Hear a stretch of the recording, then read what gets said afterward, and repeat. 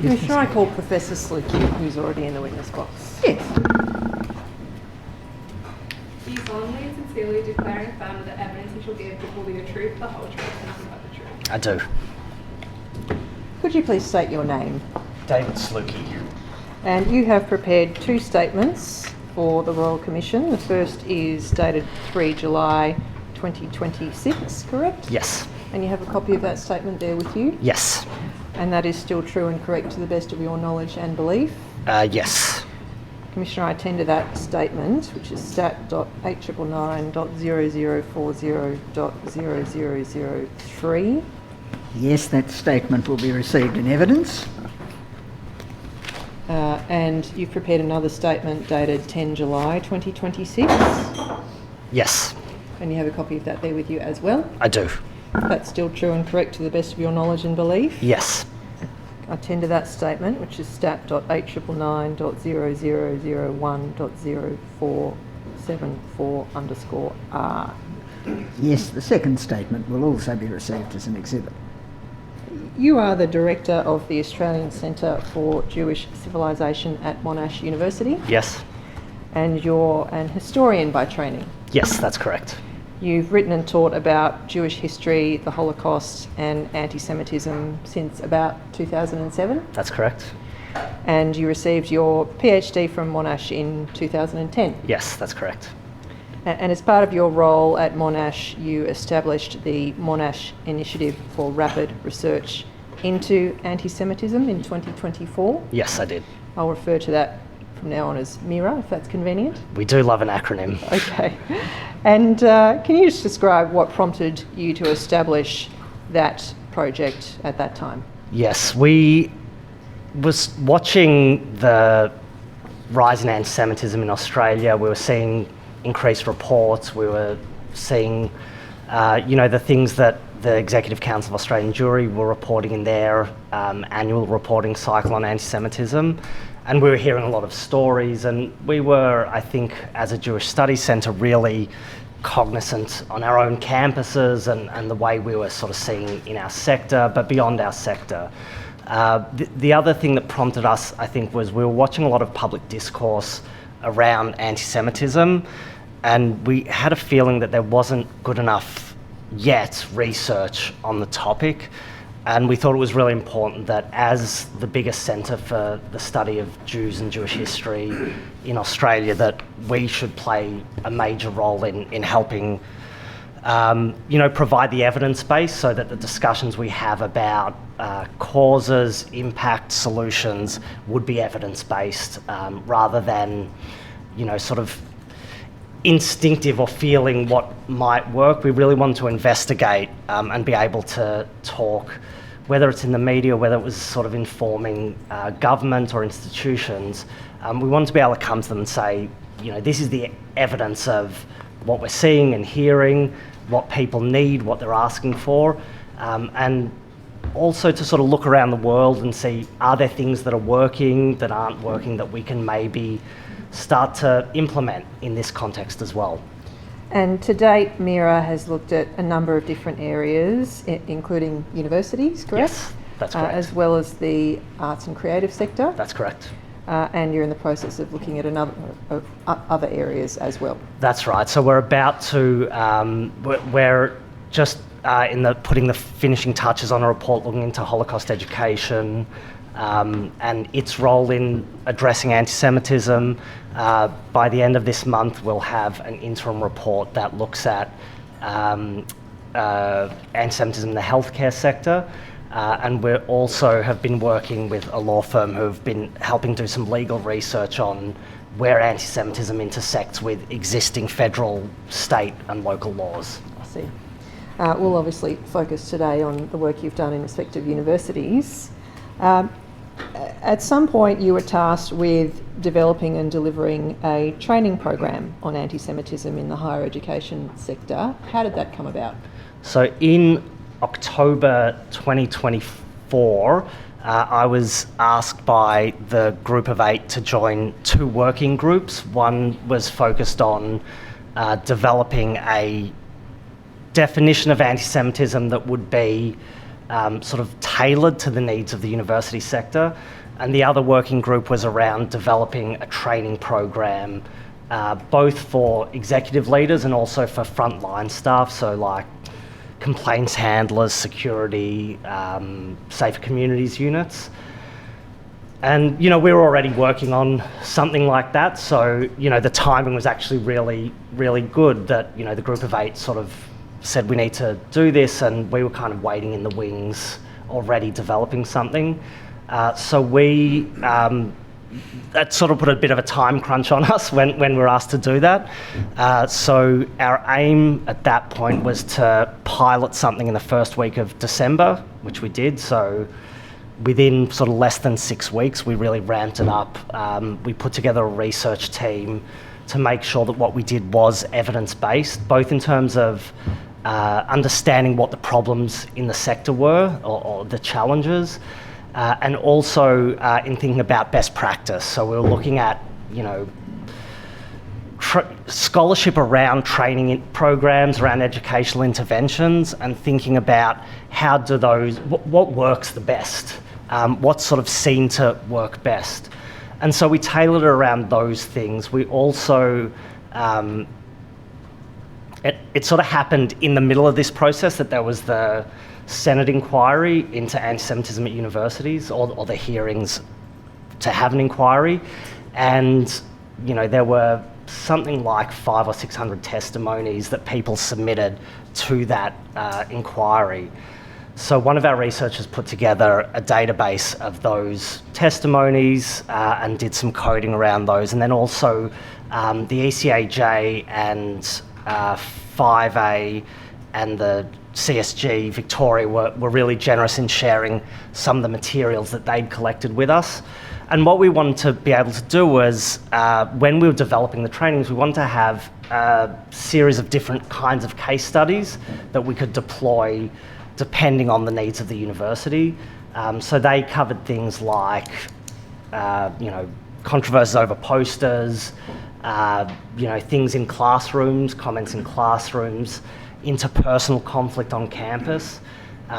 What we really wanted to do was capture the grey areas. You know, we thought it was, there were things that are pretty straightforward, right? Someone is marching, doing a Nazi salute, like that's pretty clearly anti-Semitic, and we didn't feel we needed to cover those, what I would say are more black and white instances. We really want to have the people in the room talking about where are there shades of grey, where are there areas where academic freedom or freedom of speech intersect with questions around inclusion and safety, and then really use the trainings to generate productive discussions in those rooms. So it was a process, I would say it was about 6 weeks from being asked to do it to launching the first pilot, which was for the Monash Vice Chancellors group. Mm-hmm. And they were generous enough to be our guinea pigs. That was a 2-hour session. The next week we trialled a 4-hour session with a group of 8 working group. We landed in the middle on 3 hours as a kind of happy medium where we could cover everything without sort of, you know, overdoing it, I guess. And then the next 6 months of actually rolling it out, we just were continually tweaking it. And I would say we're still continually tweaking it as we go and trying to figure out constantly what works best. I see.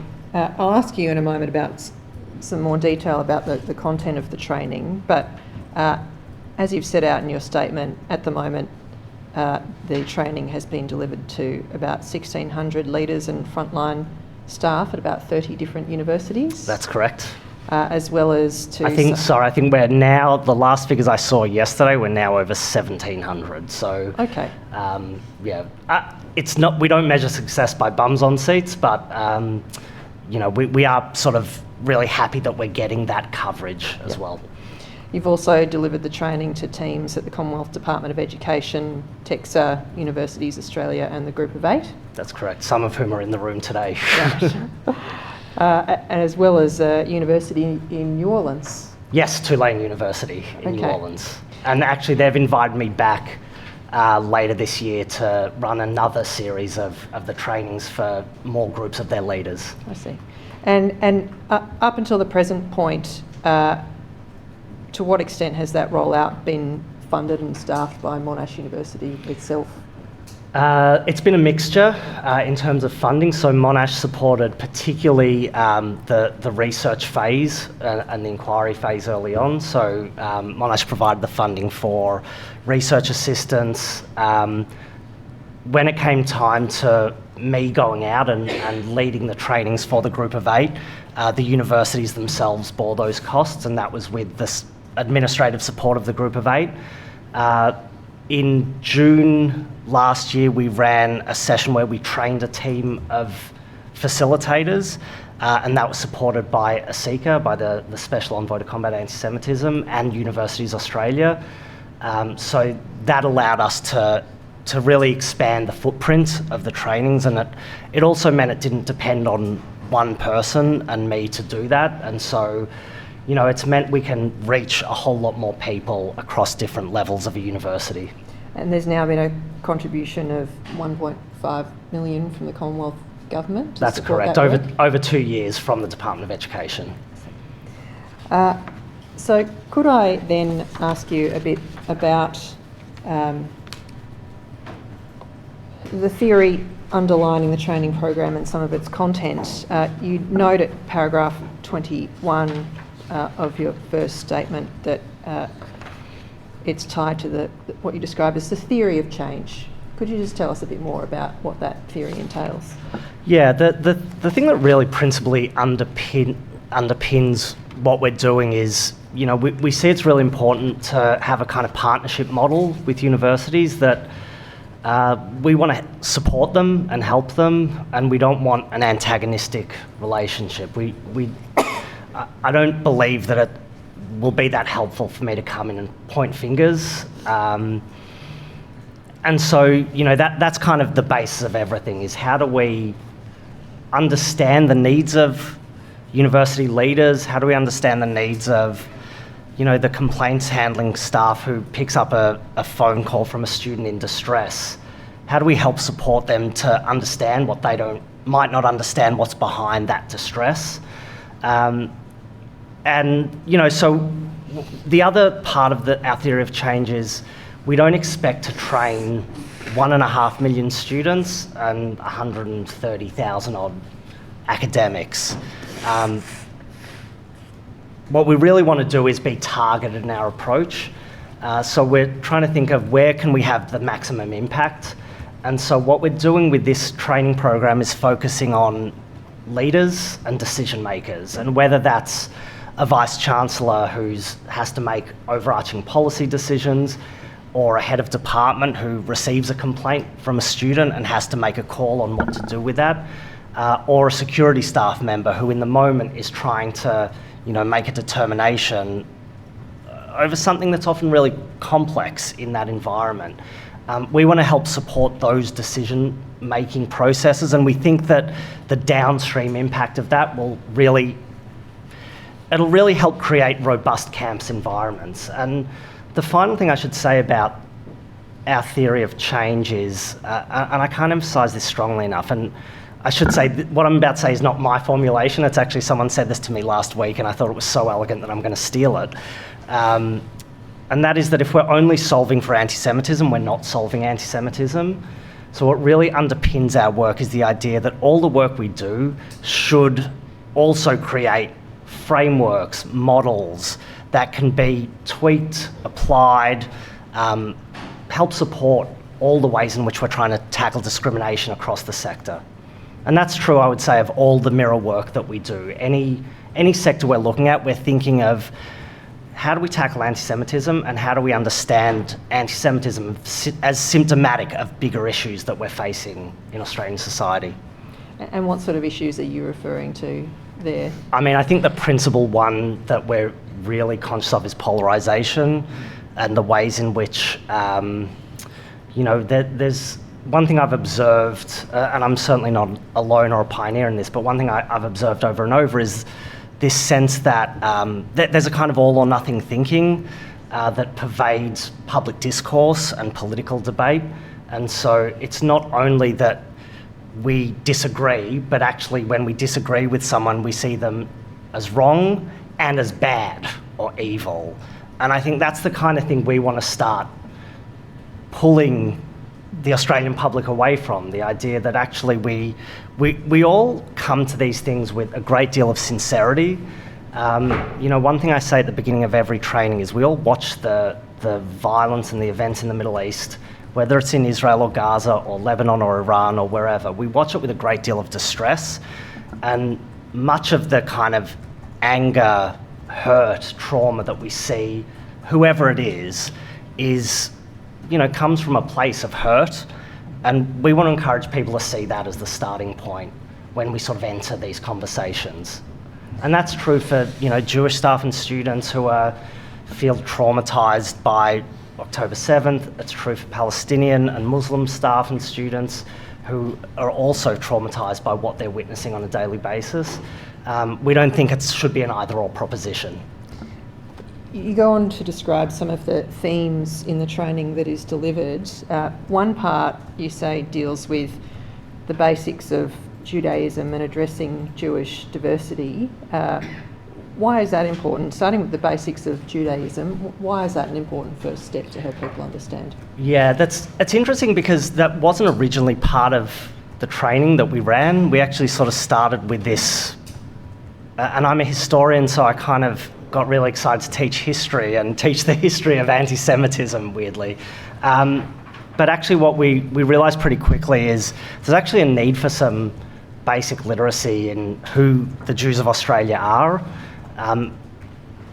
And basically we developed this idea pretty early on that actually what's as important to teaching what anti-Semitism is teaching who are the Jews of Australia. Because if you can't understand that, you can't really understand, I don't think, what lies at the heart of people's trauma, their angst. To be able to understand what Judaism is, who Jews are in all our different, shapes and sizes. What are the different things that Jews believe? How does that manifest? What's the impact, for example, of the Holocaust and the impact of intergenerational trauma? So there are all these things we thought it was really important to lay that foundation so that, people could actually understand where the distress is coming from and why we're not just talking about, say, hurt feelings, right? Or even if we're talking about hurt feelings, like that's something we should try and understand and take seriously. And when you refer to addressing the diversity of the Jewish people, what sort of diversity are you referring to? In all its forms. So whether that's, religious observance and the kind of spectrum of religious observance. And this is where I get in trouble with the training a little bit because I spend too much time having fun talking about different perceptions of God and laws and the way that Jews practice these things or don't practice them. We also talk about ethnic and cultural diversity, so we focus on the difference between Ashkenazi Jews, Jews who trace their lineage to Europe, and Sephardi Jews who trace their lineage to the expulsion from Spain and to North Africa and the Middle East particularly. We talk about Israeli society and the ways in which, waves of refugees that have come to Israel sort of mean that it's actually a really complex story in terms of like the Jewish history of that place. We're really trying to show that people shouldn't make assumptions about just because someone is Jewish about how they're Jewish. Another thing we bring into that is we look at data from the Gen 17 survey, which was conducted by my predecessor, Andrew Marcus, along with Dr. David Graham from the Jewish Communal Appeal in New South Wales. And I will add, the Gen 17 is 9-year-old data, and we're actually about to launch the next iteration of that survey. So by the end of this year, we'll have more up-to-date data. But basically, we look at a couple of the questions that got asked there to talk about what does being Jewish mean to Australian Jews. And there's really, you see the aha moments that people have when I say in 2017, only 46% of Australian Jews thought believing in God was important to their Jewishness. 95% said remembering the Holocaust was important to their Jewishness. Can I just... Yes. Oh, sorry. Sorry, I'm nerding out a little bit. Yes, but can I just, at that point, when you reference the number of Australian Jews who thought remembering the Holocaust was important, we've keep being told that Australia has a very large proportion of the Jewish community have a history of Holocaust survival. And a little earlier you spoke of intergenerational trauma. Is that relevant to understanding the level of distress for Australian Jews of October the 7th? Absolutely. Yeah, I mean, I think I would say that and more, you know, to understand the ways in which, and again, I would say this is probably true across the political spectrum. So if you're talking about, pardon me, you know, anti-Zionist Jews or Zionist Jews or whatever, you know, the impact of the Holocaust animates the way people think about what it means to be Jewish. You know, just to give a bit of a sense of that, in 1933 there were 22,000 Jews in Australia, and that's when the Nazis assumed power in Germany.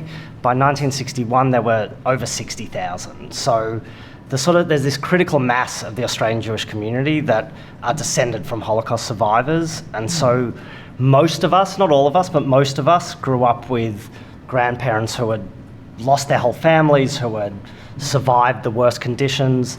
They had then raised their children, traumatised people raising children, not always, and I just, you know, I don't want to talk for everyone, but I think about my own family and what that must have been like to have been raised by people who, you know, had such a rupture in their life, and then the kind of knock-on impacts that has. So the way I always talk about it is not that I have kind of capital T trauma from the Holocaust, but the way that, you know, we live our lives is really shaped by whatever message we take from that, and that's different for different people, but it's a really powerful sort of factor in why why people are hypersensitive about anti-Semitism particularly, and why, you know, we do think it's really important to address it, even in its smallest forms, because we sort of know that nothing's in isolation. One thing can lead to the next thing.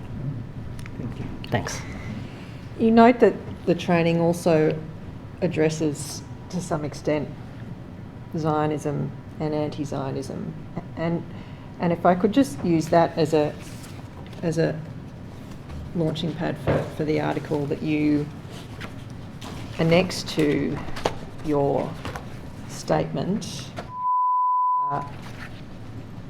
which is stat.899.0040.0007, and that's an article that you wrote in The Guardian entitled "In the Battle Against Anti-Semitism, we must accept that Zionism means different things to different people." And if I could just go to the second page of that and ask you about a couple of points. About halfway down the page, you've noted today many Jews, and I take it you emphasise many Jews and not all Jews, see Zionism as a modern continuation of the centuries-old yearning for connection with the land of Israel, which is deeply rooted in Jewish history and liturgy. And you go on to note in the next paragraph, however, that there's no consensus even between those who are Zionist on what that self-determination ought to look like. Could you just speak to the range of views on that topic? Yeah, I mean, there's been, you know, throughout the sort of throughout the history of Judaism, there have been many different views on what this sense of return means. So it is in the liturgy, you know, still today, you know, when I prayed this morning, you know, we talk about redemption and the resurrection of the temple in Jerusalem, and that's, you know, that's been a consistent theme for really thousands of years. And there's been a variety of ways in which people have written and thought about that in those intervening thousands of years. The term Zionism as a sort of concept emerges in the 1880s, 1890s, as a response particularly to anti-Semitism, to rising anti-Semitism in Europe, and also to the sort of political winds of Europe too. And, you know, it meant something particular in that moment, and that was the idea that one response to anti-Semitism was that there ought to be Jewish national sovereignty. They settled on in the historic Jewish homeland in Palestine. That there were other movements that said there should be a Jewish state in other parts of the world. They were more marginal, I would say. But that changes over time as well, you know, as you know, the world changes, as politics changes.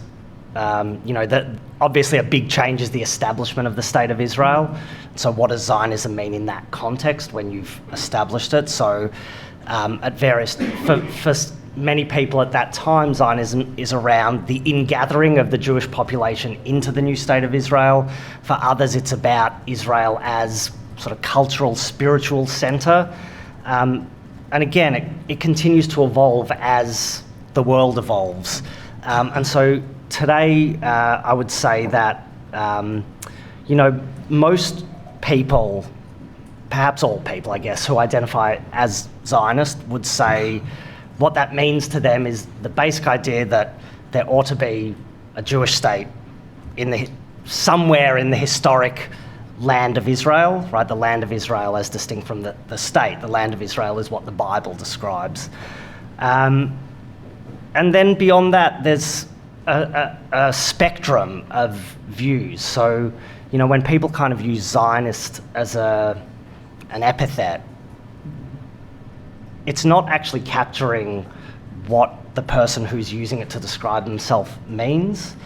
And so, you know, one of the reasons I wrote this piece, I mean, I was asked to write it by the editors at The Guardian, but and it was right after the Bondi massacre, and there was, you know, just the discourse around Zionism and what constitutes anti-Semitism or not was just bubbling over.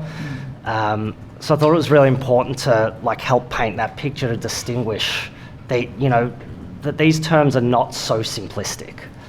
And you've noted here that for those who are Zionist and believe in that concept of self-determination in the land of Israel, even for those,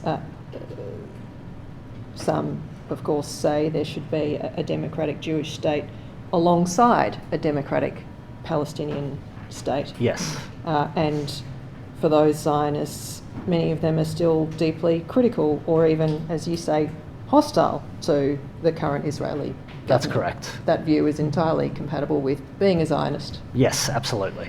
You go on to observe that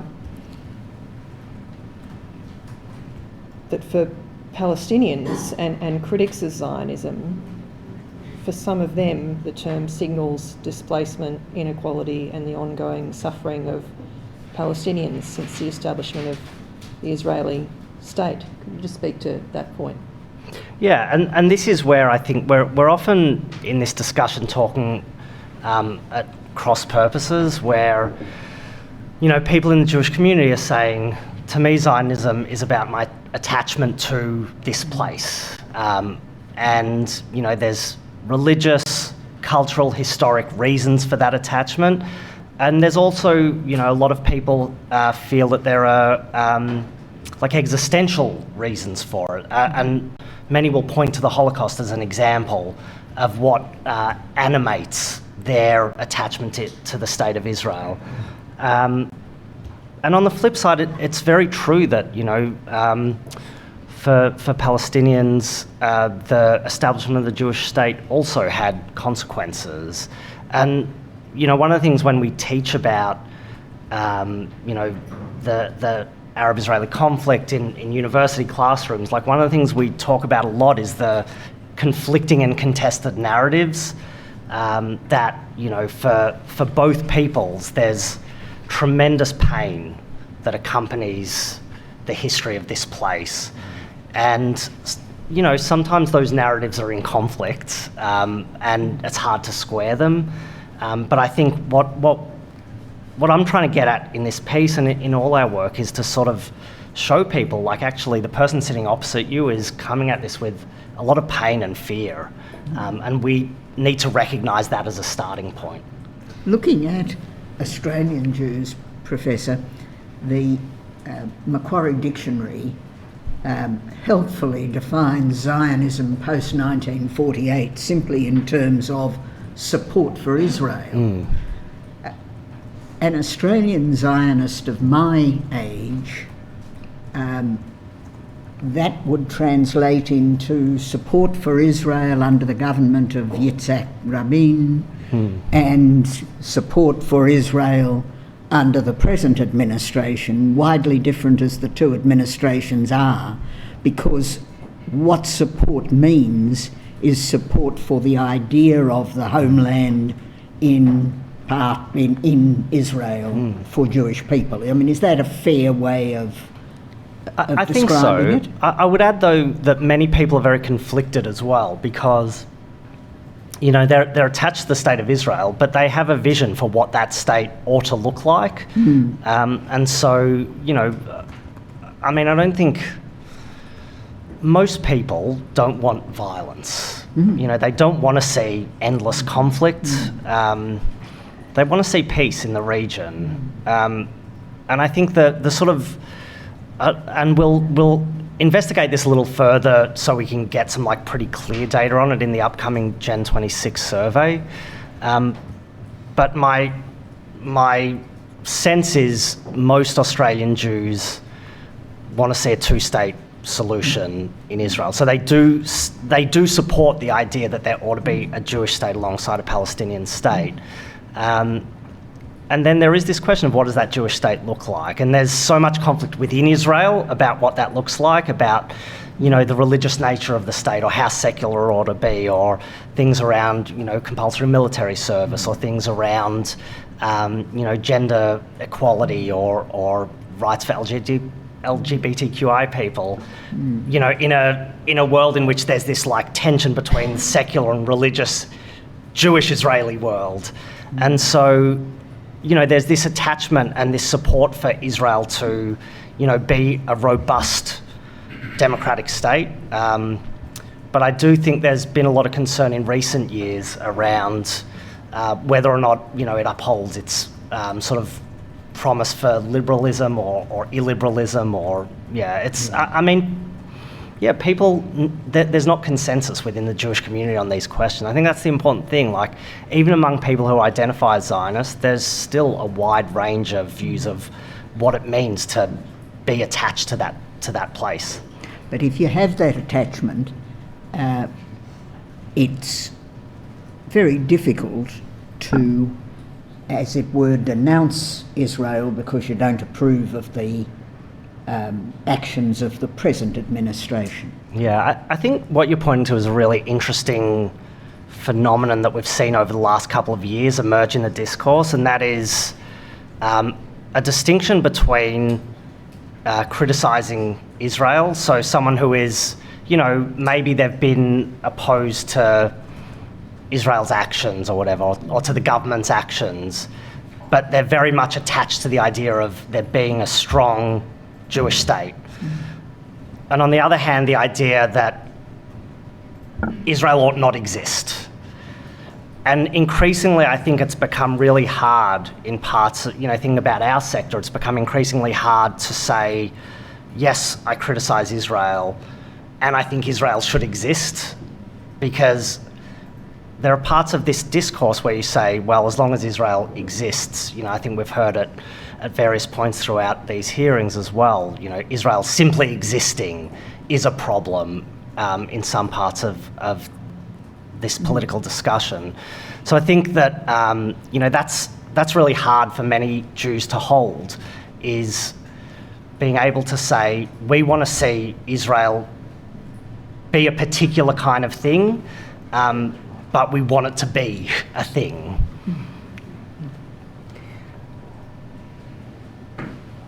It's a complicated issue. How do you go about addressing that in a 3-hour training session?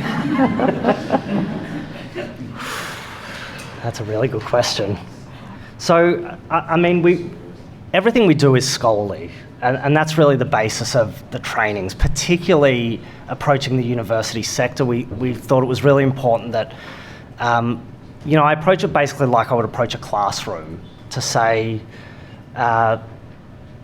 here's the range of different ways of looking at this position. So when we talk about Zionism and anti-Zionism, what we don't say is Zionism is this and anti-Zionism is this. What we say is actually these things are spectrums and they mean different things across those spectrums. So, one of the things we talk about is whether it's politics, whether it's a matter of identity, whether it's a matter of simply Judaism. So for many people, they say, well, Zionism is Judaism to me. And then other people, this is where I feel really sorry for vice chancellors, who they have someone, like leaders in the Jewish community say Zionism is Judaism, and then they have other people from other parts of the world say Zionism isn't Judaism, and they're sort of looking at that thinking, how do I navigate this tension?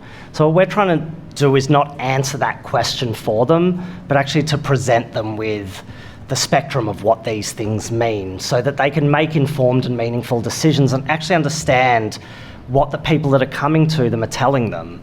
And I think maybe that's something that's gone missing in the sector is, just we need better literacy around these things, not just about anti-Semitism and Jews, but about any form of discrimination.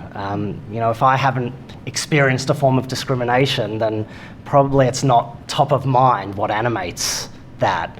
And so, we think it's really important that there's more of this kind of work, not just from us, but, whether it's training on Islamophobia, on anti-Palestinian racism, on racism directed towards First Nations people as well. As you note at paragraph 29, one theme that is in the training is that mere criticism of Israel, debates over Zionism and pro-Palestinian activism are not inherently or necessarily anti-Semitic. Yes, that's correct. And it's really important. Criticising states is a vital part of our democracy and what we should expect to happen in a democracy. Sometimes we're not talking about criticism and sometimes we're not talking about debate. Often, and I think some of the stories we've heard this week point to sometimes we're talking about harassment and bullying and conduct that's unbecoming. And so, we really have to be clear, I think, in our mind when we are talking about what is criticism, what is debate, what is effective pedagogy in a classroom, rather than putting sort of a blanket sort of idea of what's acceptable or not acceptable. In other words, we have to kind of take each case on its merits. We might return to that theme as we talk about the framework. Great. That MIRA has produced. So that is the framework for addressing anti-Semitism in Australian universities, which is annexed to your second statement. And I should tender that. It's stat.899.0001.0475. Yes. Yes, that's admitted as an exhibit. And I should tender the article I went to as well, which I gave the doc ID for earlier, stat.899.0040.0007. So if we come back to the framework that you and others developed, this built in part upon the sort of consultation and research that had informed the development of the training program. Yeah, we actually hadn't really set out to develop something like this. The research was really just initially about informing the training and making sure it was, as effective as it could be.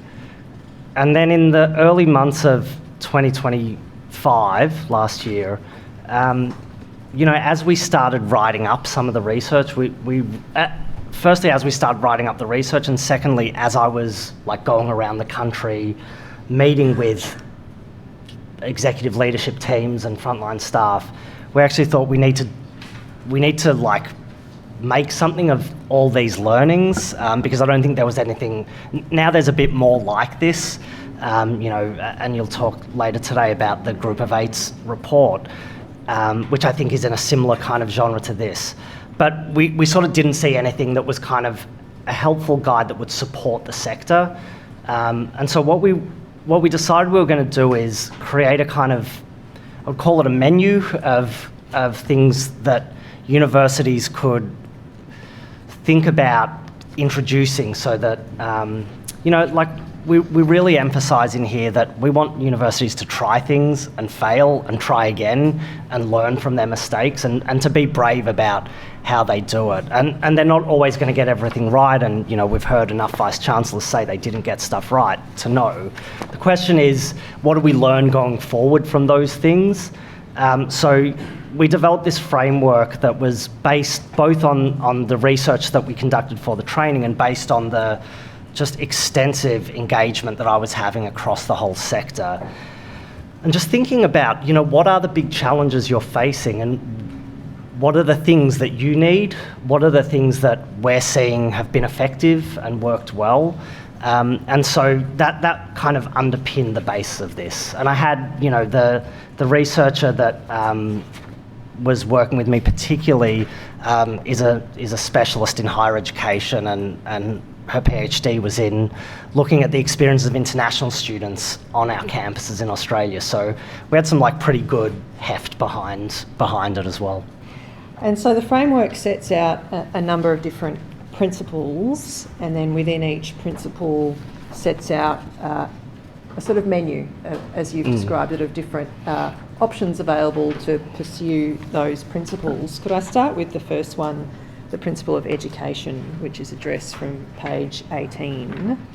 And there it's noted that education is central to cultural change. Could you just speak to that point of the importance of cultural change as opposed to, for example, policies, procedures and processes and the like? We really front-loaded this work with the focus on education. Firstly, because we're universities, and it is our core job is to educate and to research. So, it was really crucial that we play to our strengths in our sector. Some people sort of think when you talk about education, particularly to educators, it's maybe seen as condescending in a way, but we just think doing what we do best is the best pathway through this. The other thing I would add is, we really see education and leadership, and we talk about leadership in here too, because, my Vice-Chancellor said it really nicely yesterday that you don't, and I'm going to not get exactly what you said right, but you don't legislate your way out of, social discord. We actually need to find a way to change the cultures in our institutions. And part of that is about specifically anti-Semitism, but part of it is generally about what is anti-Semitism a symptom of. And to go back to some of the things I talked about earlier, it is polarisation, it's the impact of social media, it's what I would think are broader threats to our democracy. And so, sort of front-loading the work with a focus on education, on academic freedom, and sort of situating the work around policies a little later, that was a deliberate choice we made. The other thing I would add is I think policies are usually actually pretty adequate. I think it's an easy thing. I tell all the Vice-Chancellors, commission an audit of your policies. It's not a huge job. It's something you can do quickly and see where there are gaps in policies and procedures. But actually, in most universities, if not all, have anti-racism policies, anti-discrimination policies. They have things that are built into the fabric of what they do. The question is, how well equipped are they to apply those policies if they don't understand well enough what's in front of them. And I think that's kind of been where there's been the challenge for the sector, is they haven't always known what's animating the anxiety, the fear, the concern that's coming their way. And so, you know, we think policy has an important role to play, but it is one piece of a much bigger puzzle. And as part of the menu under education, one aspect you raise at paragraph 21 is what's described as digital media literacy. Oh yeah. Just to explain why that's important and the sorts of initiatives that you think universities could be promoting to address that. I would say that this is one of the great challenges of our age, is just how rapidly digital technology has changed in our lifetimes. You know, I sort of, again, I think about it as a historian, and about just the way in which technological change and the rate of technological change has just accelerated in the last 10,000 years, right? From the agricultural revolution to today, like every change just moves faster than our capacity to keep up. I think at universities we have a really important role to play in research that helps us understand that, but also in how we teach our students how to navigate that world. You know, 10 years ago we talked about how to use Google, but now that's changed, and it's how to use AI effectively. And these things are really challenging. Where it sort of touches on what we're talking about is particularly, you know, I think about the student who, by the time they've arrived in a classroom at, say, 10 a.m, if they made it to a 10 a.m. class, which is not a given, you know, by the time they come at 10 a.m, they've consumed so much information. Just the day-to-day information, the billboards, the signs, you know, all the information they have to absorb in between the time they get out of bed and sit in the classroom. But layered onto that is everything they're reading on their social media feeds, which is, we know, like there's so much research that shows it's designed to generate rage, anger and hostility. And so students come onto our campuses, and it's really important to remember campuses are not closed off spaces, right? We're just a microcosm of the world. By the time they come to campus, they've like just seen a whole lot of rage in front of them. They're often heightened when they walk onto campus already. And we have a responsibility to young people, not to mention older people too, but particularly to young people, to help equip them with the tools that they can actually navigate that world, firstly safely, and that they can apply the kind of skills that we hope we can teach them to then go out into the world and be, you know, tomorrow's leaders. And how do universities go about educating students in that regard? Are you talking about building this into the curriculum, or in terms of separate training modules for students? What does that look like? I mean, to me, you know, my dream, and this is a pipe dream, but it would be that every student who goes to every university in Australia has dedicated coursework on civics, on digital technology, like that we're not only teaching them vocations, and we're not only teaching them, you know, I'm a humanist, we're not only teaching them the humanities, we're actually like giving them real world tools that are going to help them be good citizens, or good, you know, humans, I guess. There's lots I could ask you about in this framework, but the final topic that I'll ask you about falls under Principle 2, Academic Freedom. Yes. Which starts from page 22. Could you just start by telling us what your conception of academic freedom is, what that actually means? Yeah, this is, I mean, it's obviously been one of the sort of million-dollar questions this week that's come up again and again. And I do think it's really important for us to take a step back and firstly to separate out academic freedom and freedom of speech as principles, because they are different. They give us different freedoms and they confer different kinds of responsibilities.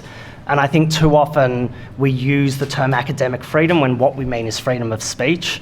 And I think the distinction actually is a really important one that we need to have like really a good understanding of. You know, I often feel like when I hear people talking about academic freedom, they're not actually talking about academic freedom, because what that is it's the freedom for me as an expert in a field to research and teach about my field and to comment on it publicly without fear of reprisal or being shut down.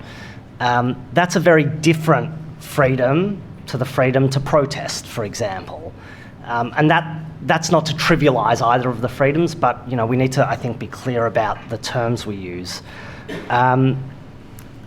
But academic freedom also comes with it responsibility to not cause harm, and I think that's kind of that should be a basic principle of all we do.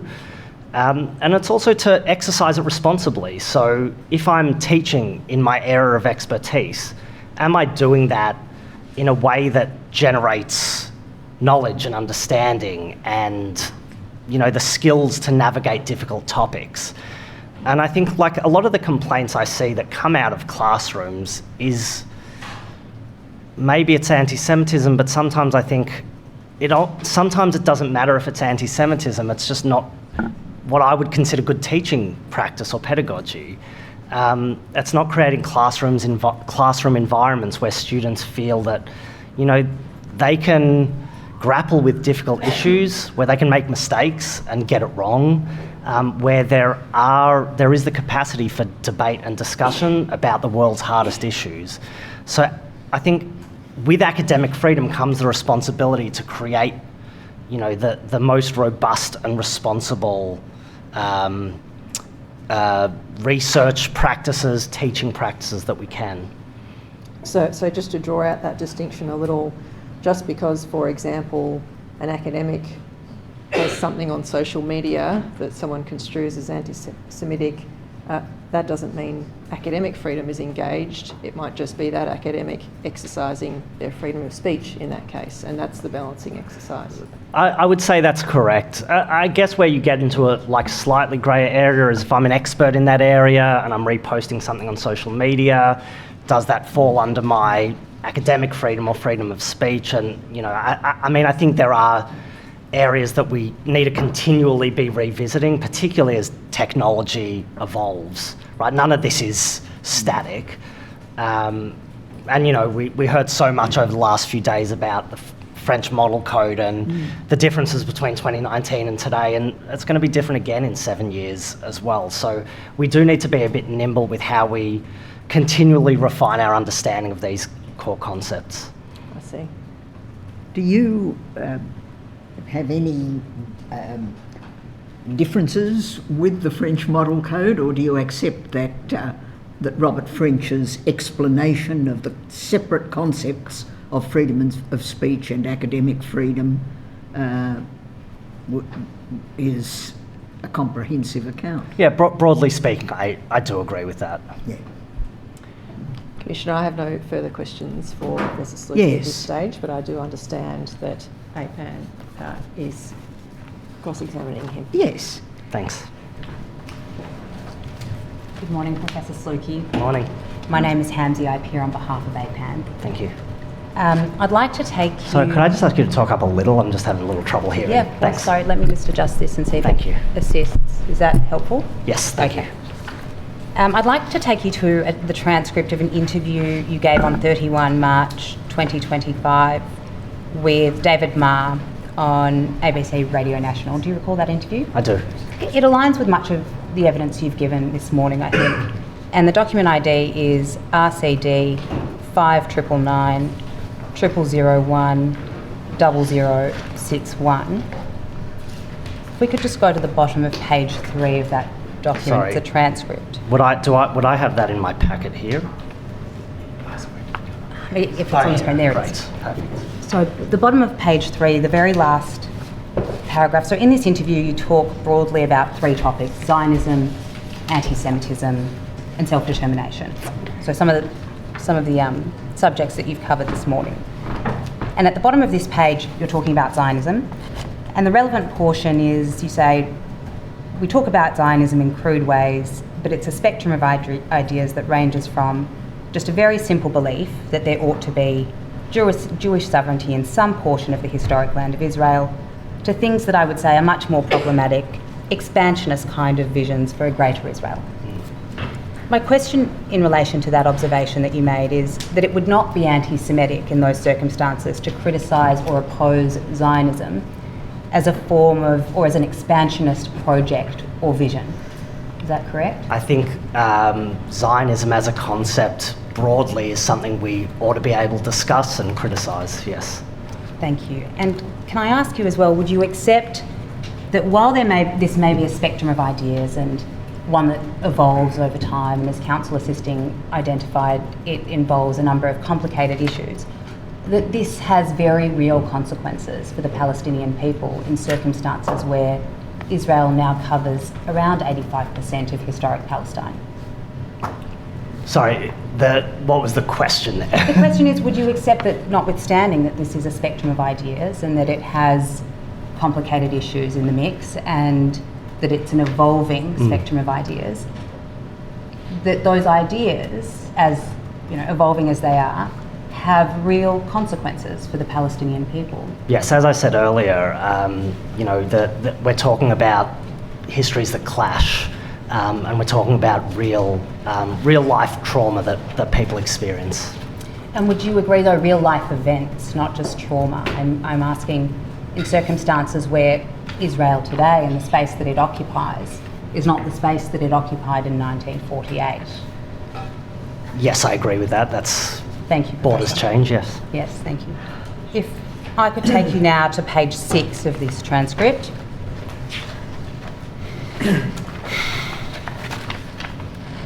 So about halfway down page 6, you're asked about the IRA definition and what's referred to here as the New Australia definition, which is the University's Australia definition.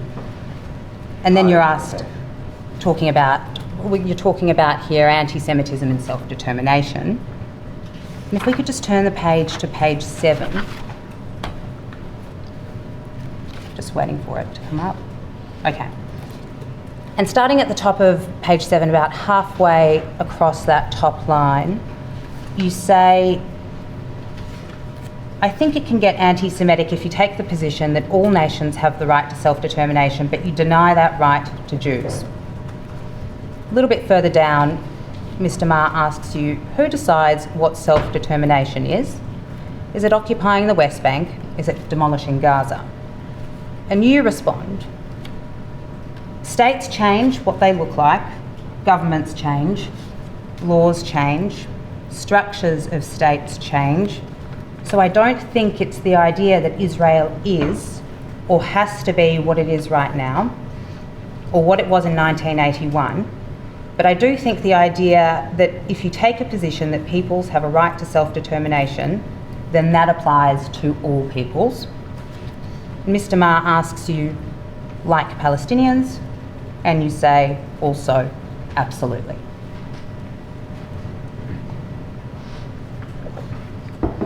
So using that as our framework, I'd like to put just a few propositions to you. Sure. Adopting what I just read out, essentially, as the framework for those propositions. It would not be anti-Semitic in those circumstances or in that context to call for a right of self-determination for the Palestinian people. No. Is that right? And it would not be anti-Semitic to make statements about whether the state of Israel should change the way it looks, for instance, constitutionally or structurally.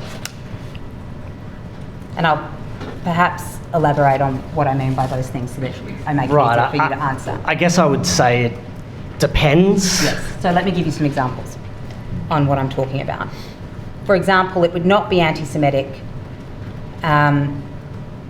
to say that Jews and Palestinians in the area between the Jordan River and the Mediterranean Sea should have full equality and equal freedoms for all the inhabitants in that region. In and of itself, I wouldn't say that's anti-Semitic. That's right. So I am asking you, with all of these propositions, I should make clear if on their face they are inherently anti-Semitic, given that we don't always have the luxury of context. Correct.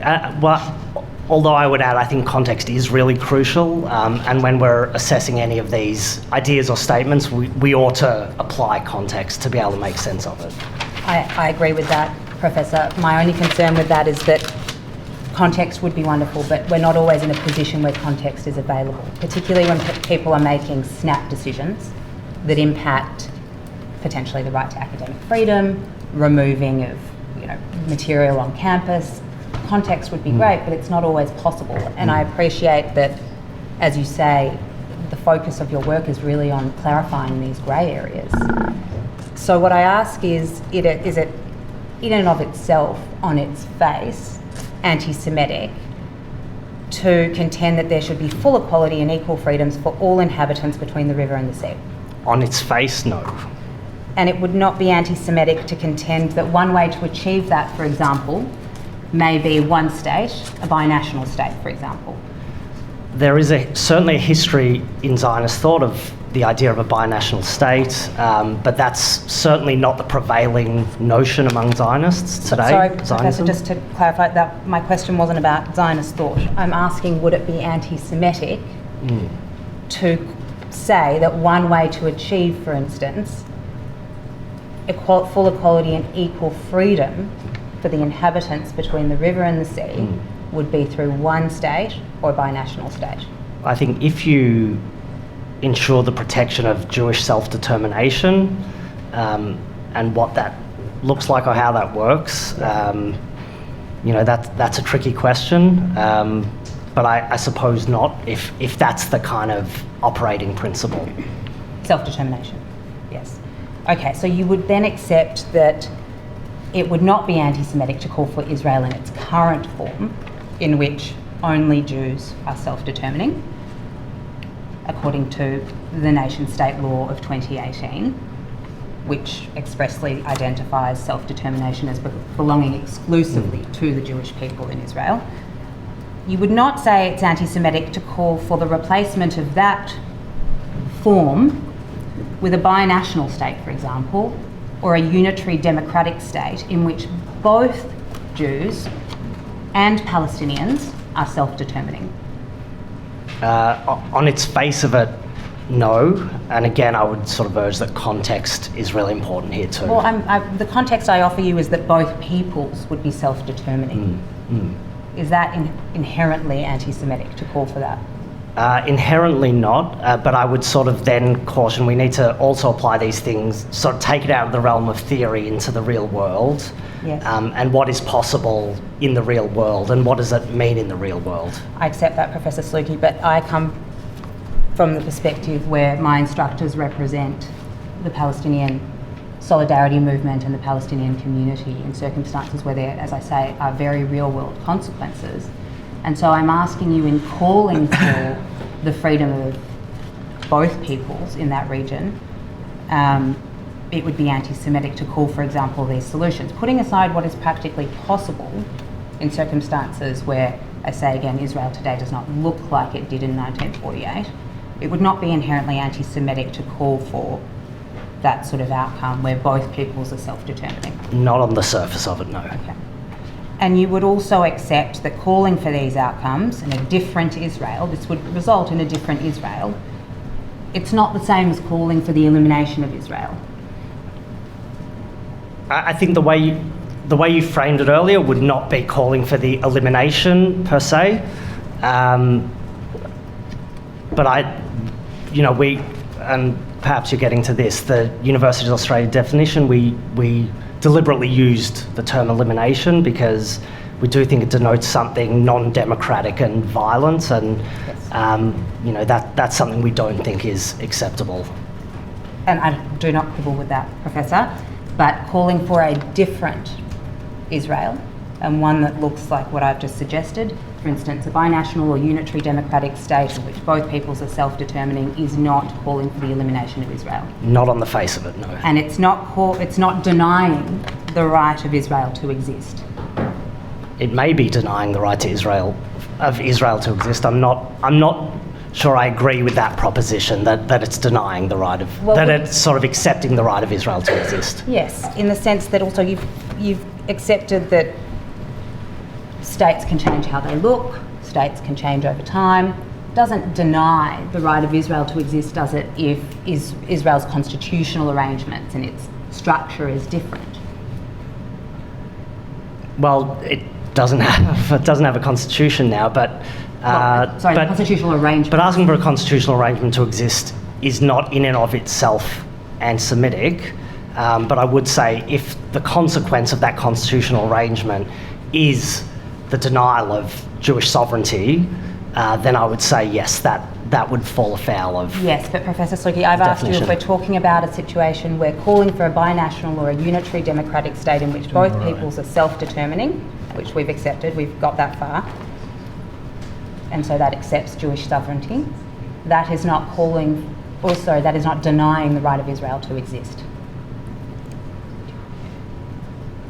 I mean, I think we're now into the territory of hypotheticals that I'm not sure I can answer a simple yes or no question for what you're asking for. Professor, and I can explain why if Could I just make one point before you do, Professor, because I'm conscious of my time.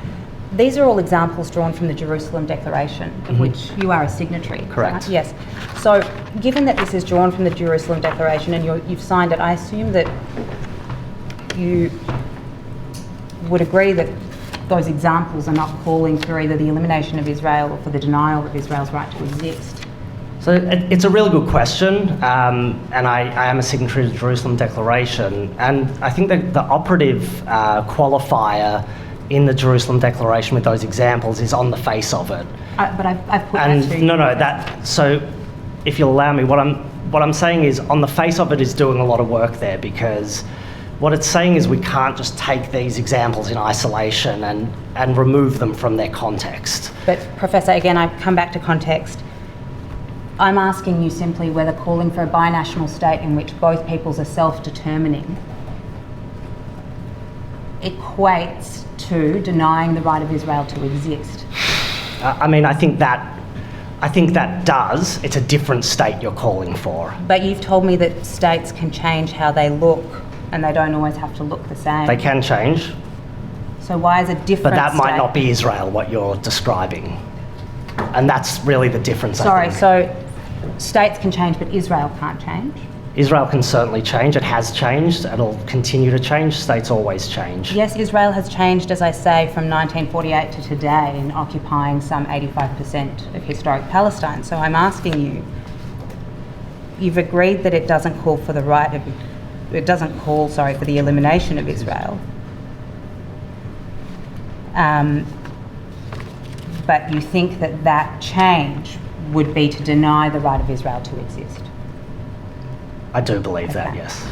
And one final question for you, Professor, is that all of these outcomes that I've put to you, so for instance talking about or calling for a unitary democratic state or a binational state, we're not talking about, or they represent structural change, right? Foundational change. Would you agree with that? Yes. And so we're not talking about simply the practices and policies of the State of Israel in that situation. Is that right? Would you agree with that? I suppose not. Okay. They're all my questions for you, Professor. Thank you very much. Yes, thank you, Ms. Hanson. Commissioner, may I just ask if there are any objections to me tendering the transcript of interview that I was referring to? Ms. Hager, are you content with that? I mean, in circumstances where the relevant portions were read out, I'm not sure it's necessary, but I don't have an objection to it. Yes. Aren't your purposes achieved by... I think it's helpful to have the full transcript, and I think it does align, as Professor Slucki said, with generally the evidence he gave this morning. All right, well, yes, very well. Thank you, Commissioner. But do you have the... Oh, there. I The document there's number? not a document ID. I do have it, There yes. is a document ID. Could you just allow you to read it out? Yes, I'll read it again. It's RCD 5999 0001 0061. Thank you, Ms. Hanson. All right, well, I'll now take the morning adjournment for 15 minutes. Oh, my apologies. Professor Slucki. wasn't going to leave you in the wind. Ms Hager, anything arising? No, thank you. Well, in that case, Professor Slucki, you'll be relieved to know you are excused. Thank you, Thank you for your Thank you. attendance. And I'll adjourn now.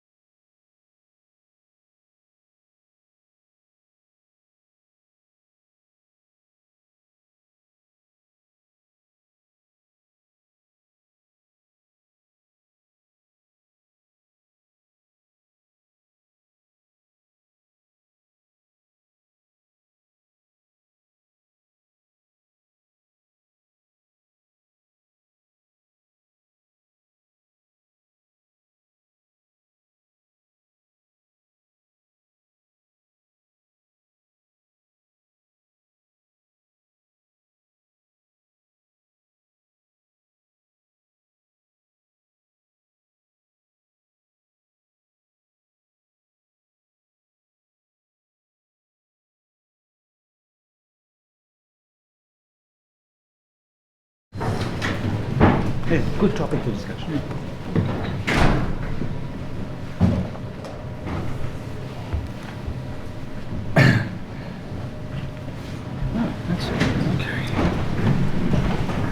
Commissioner, I now call Ms Joldić from the Department. Yes, I might just indicate before the witness is sworn that we're running slightly behind time today, and bearing in mind it's Friday, we're going to stick with the austerity luncheon break of half an hour only. Yes.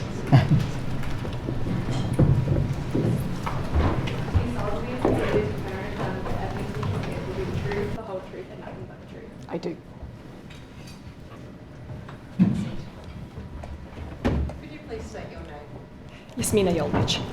And you have prepared two statements for the purposes of the Royal Commission. I have. The first is dated 8 July 2026.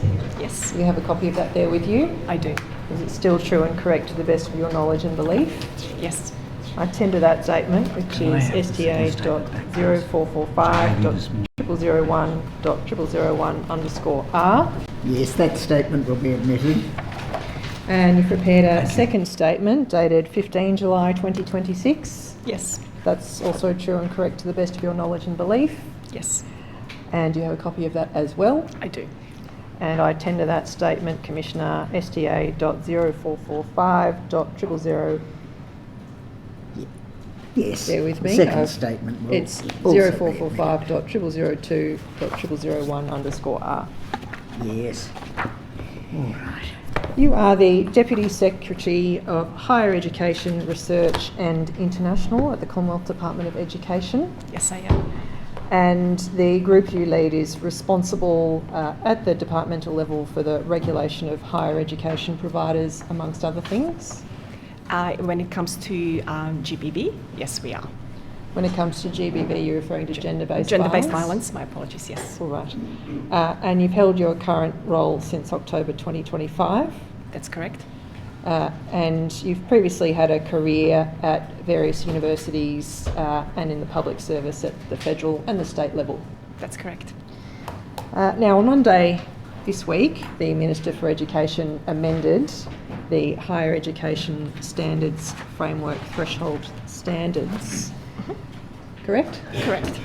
And those are regulatory standards that universities, amongst other education providers, are required to comply with. Correct. And they are enforced by TEXA. That's correct. I'll come to the detail of those standards in a moment, but in summary, the Minister has added a new express requirements for universities to respond to racism, including anti-Semitism. That's correct. And they're designed to, as you set out in your second statement, at paragraph 10, they're designed to both strengthen Commonwealth higher education regulation to ensure institutions demonstrate a commitment to addressing racism against Aboriginal and Torres Strait Islander peoples, anti-Semitism, Islamophobia and other forms of racial discrimination. Correct. And also to embed the Expert Council on University Governance's principles to strengthen accountability, transparency and public trust in Australian universities. That's correct. And you had a role in advising the Minister on the form that those standards should take. Absolutely. Was it ultimately, were you the most senior person to sign off on that advice? Yes, I was. I see. Can I just ask you a little bit about the process by which those amendments came to be? Sure. So first of all, in December 2025, the government responded to the Special Envoy's plan to combat anti-Semitism, correct? That's correct. And part of that response included committing to regulate to require universities to demonstrate a commitment to addressing racism. That's correct. Then in January 2026, the Minister wrote to the Higher Education Standards Panel to provide advice on how that would be taken forward. That is correct. That's the legal requirement. Could I ask you just to speak up a little bit? Yes, of course. please, in Yes, answering the that is correct. questions? That is the legal requirement to write to HESP to seek advice. I see. And that panel is an independent expert advisory body That is correct. created by the statute. Correct. And that panel then developed a consultation paper and sought submissions on the issue, Yes. including the question of how to address racism That's at universities. But it didn't at that point specifically raise the question of whether anti-Semitism should be addressed at the level of the standard. That consultation paper didn't. Correct. Speak up a Correct. little bit, please. Thank you. And then, of course, a number of submissions were received by the panel in response. That is correct. And the panel delivered its advice to the Minister on the 10th of April 2026. Correct. And in summary, the panel recommended that there should be an explicit standard dealing with racism. Correct. There There should be a specific requirement in the standards. Correct. I see. But their advice was that those requirements could be, if you like, spread across the existing provisions of the standard, dealing with student safety, for example, rather than a new self-contained element of the standard. That was the panel's advice? Correct. All right.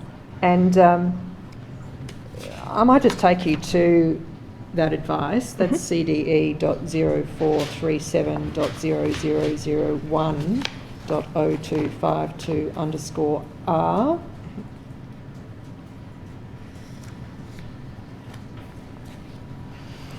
You recognise this to be the panel's advice provided to the Minister? Yes, I do. And you've read this document before, I take it? Yes, I have. If we could go to page 2, about halfway, or a third of the way down the page, there's a recommendation that there be an explicit anti-racism standard across various domains within the standard. Is Yes. that right? Yes. And then if we go to the next paragraph, it's recorded there's strong evidence of systemic racism across higher education, including in the learning environment, curriculum, culture, complaints processes and governance. Yes. You see that? Yes. And the panel considered that the standards should be strengthened and sought to engage in a consultation process in that regard. Correct? Yes. Correct. Then if we go back to the page, please. In the largest paragraph on that page, Yes. if we could make that bigger, in the final sentence it notes that at the 29 May 2025 panel meeting, this matter, that is the definitional issues, were discussed with TEXA in reference to the Universities Australia letter requesting the inclusion of the UA definition of anti-Semitism in the threshold standards. So that's referring to a letter from Universities Australia. Have you seen that letter before? Yes, I have cited the letter. Yes. It's addressed to TEXA. It's addressed to With TEXA. TEXA, yes. Yes.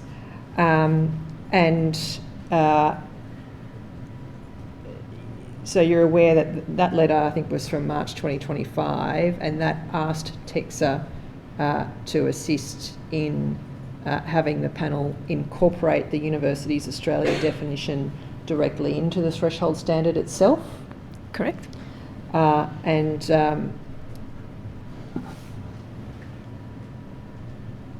You're aware that TEXA then wrote back saying that it was not necessary or appropriate to adopt that position, that is the inclusion of the definition itself in the standard. Yes. Now, I take it that in advising the Minister, you agreed with the view that there should not be an incorporation of the definition itself into the standard? Yes, we did. And if I may take you to the first page of the letter from HEST, Yes. that outlines the guiding principles by which the threshold standards should be amended, that they are, apologies, you can't hear me, you will see the 3 dot points on the first page, Yes. that the principles should be concise, principle-based, with only thank you, with only the detail necessary to achieve intended purpose, be universal, benefiting all students, staff and visitors, rather than applying a narrow specific cohort of providers, align with existing legislation, and I will highlight that, reinforcing obligations under law rather than duplicating or seeking to extend them. So those are the guiding principles we've considered as well. Right, so you say those principles informed your position as to why the standard itself should not incorporate a definition of anti-Semitism? They have been the guiding principle, but we have also undertaken significant body of work in terms of further consultations with the sector, further consultation with the 2 special envoys, the Race Discrimination Commissioner, and my submission outlines the submissions or the consultation that we have undertaken to arrive at the advice that we did provide. All right, so if I could just seek to understand the precise reasons why you recommended no incorporation of the definition into the standard.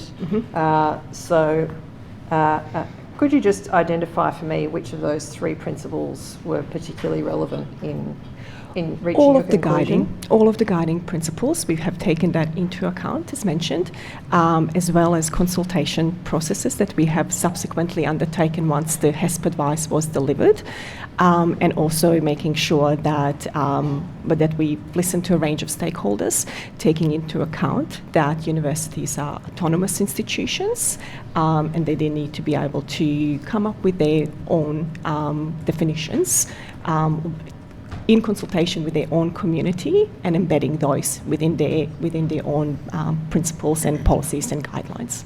And in going to these principles earlier, you emphasised align with existing legislation. Yeah. Why is that aspect particularly important when we're talking about whether or not the standard should include a definition? Because no existing Commonwealth legislation has a definition embedded. I see. And it says reinforcing obligations under law, currently under law, rather than seeking to expand them. I see. So in other words, you were content for the universities to choose their own definition of anti-Semitism? Correct. As I mentioned, they are autonomous institutions. They need to be able to work with their own communities, consult with their own communities, and we have heard this week how important that is that their work is guided by and serves the community that they are serving. Thank you. I'll tender that document, CDE.0437.0001.0252. Yes, that document will be admitted. And so, as we covered earlier, one aspect of the panel's advice was that the requirements regarding racism should be, if you like, spread across the standard. Yeah. Was your advice to the Minister that it should be contained within a standalone obligation? Yes, it was. And why did you give that advice? For a number of reasons. We wanted to make it explicit and very clear where the accountability sits and what is expected of the sector. Just in case there was confusion, we thought that was really important to make sure that it is in a single space, it is very clear what the obligations are. We've also considered making sure that we deliver on the Minister's public commitment for that clarity to occur, and we thought it would be best practice to ensure that it is really self-contained, that is very obvious what the requirements are of the sector. And so there's now an ability for TEXA to provide regulatory guidance on the implementation of the standard. That's your understanding? That is correct. The Minister, following acceptance of the advice, the Minister has now written, I should probably say, if you don't mind, that as part of the broader consultation process, the Minister is required to consult with his counterparts in states and territories, as well as TEXA. So the Minister has written, following our advice, to his states and territory counterparts in TEXA and sought views. Those views have been incorporated, and then the final sign-off happened. Do you mind repeating the question again? Sorry. The question was, now that the standard has been made, Yes. TEXA has the ability to provide regulatory guidance on how that standard should be implemented? That is correct. The Minister has written to TEXA and sought advice on that body of work that now needs to happen in providing a guidance to the sector and the timeframes around that. I see. I'll ask Dr. Russell from TEXA about what that work might look like. Sure. The department is also in the process of developing legislation to expand, potentially, TEXA's monitoring and enforcement powers. That is correct, yes. And a consultation paper was released in 2025. That is correct. And then a consultation period followed from September 2025 to January 2026. That is correct. And the department then prepared a paper that summarised some of the issues raised in the consultation. That is correct. Right? Could I just take you to that document? Sure. Which is CDE.0445.0001.0312.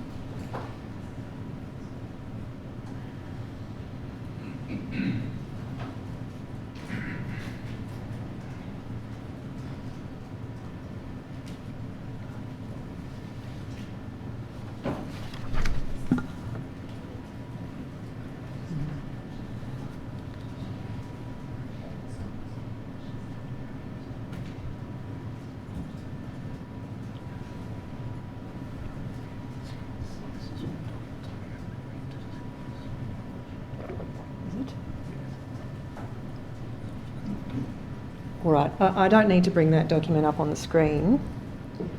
I'll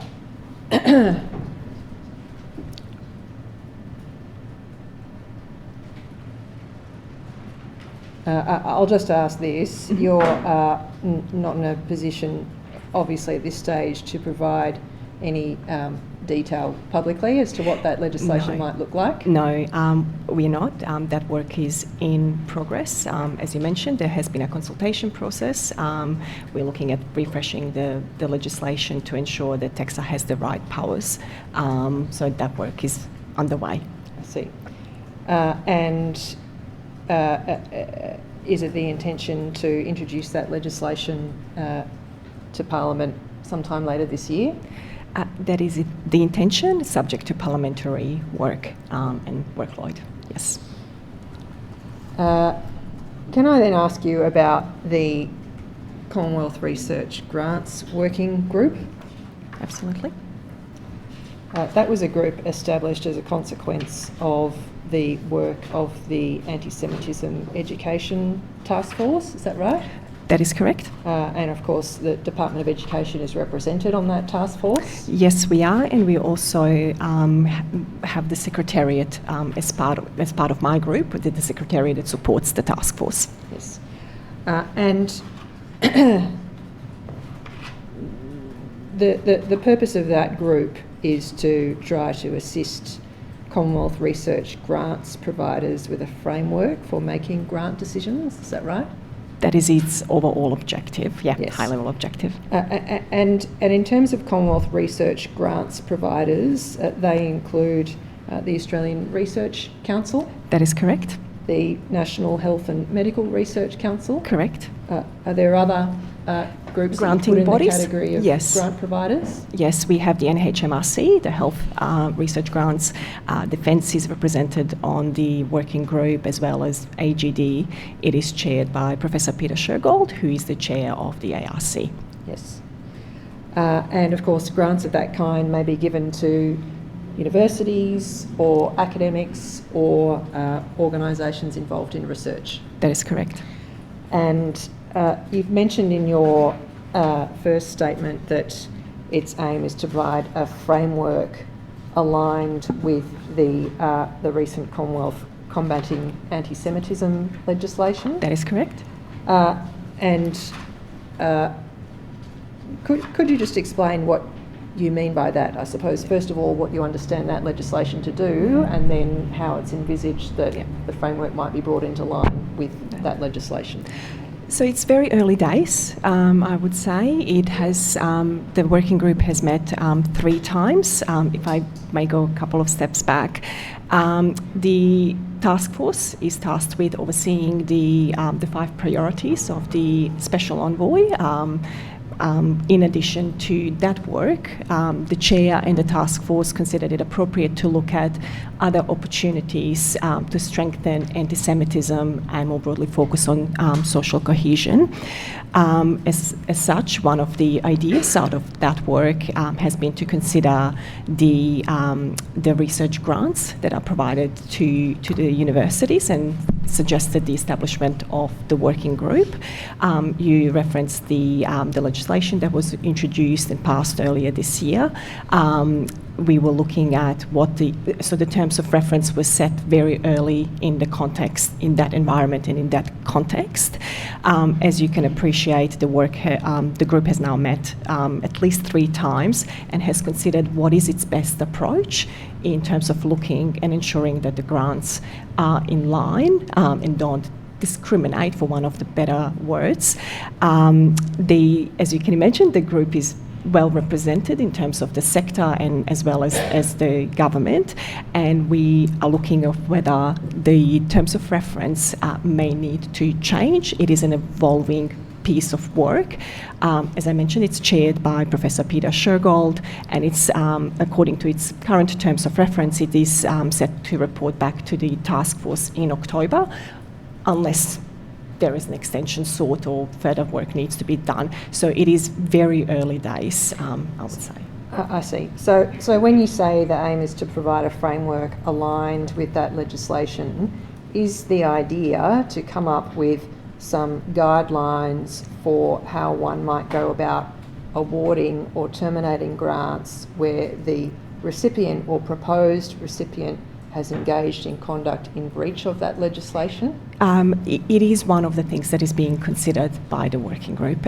It's very hard for me, apologies, I'm not, to be quite specific because the terms of reference are still evolving, and as I understand it, the group met just last week and has considered how to frame the right terms of reference to achieve the desired outcome. I see. And might its terms of reference, accepting what you've just said, might its terms of reference go broader to look at how grants might be awarded or terminated when there are breaches of other legislation, such as prohibitions on racial vilification? Yes. All right. And might it go broader again to look at circumstances where even if someone hasn't engaged, or recipient or proposed recipient has not engaged in criminal conduct but has engaged in other conduct that might be seen to undermine social cohesion? We'll look at that kind of broader category of non-criminal but still potentially problematic conduct. It is part of the work. It's very hard for me to be concrete about it because it may go there. That's why we have a group of experts to provide that advice rather than for us to understand what that might look like. And so the ultimate aim is for this group to produce some sort of guidelines? An output, correct. It might be an output, it might be a guideline, it might be a framework. It depends what the group advises. I understand. And finally, could I just ask you about the funding that the government has now committed towards the Monash initiative for rapid research into anti-Semitism, yes. which we've just heard about? Yes. That is $1.5 million over 2 years. Correct. And that's directed towards expanding the existing training program run by Professor Slucki and others. Correct. And did you have a role in recommending that funding be provided? Yes, I did. And why did you consider it appropriate to make that recommendation? For a couple of reasons. MIRA has played a role in providing training to some of the departmental staff. It predates me when that happened, but my understanding is that the training was really well received. As we have heard this morning, it is grounded in evidence, it has the academic rigour, and we targeted our training in terms of our staff who are working in this space. So we had experience of MIRA. We knew that it was well received by the sector, given that it is done for or developed for the sector. So we provided advice in response to the Special Envoy's report that should be expanded. So this is a complementary piece of work for the threshold standards. The threshold standards provide the legislative framework, but we also recognise that there is a need to uplift the training in the sector, that there needs to be a cultural shift, and the funding goes towards MIRA to provide the training and uplift for the sector that's needed. And are you able to give us a sense of how far that money will go, in the sense of to what extent it will enable a rollout across the country of this training?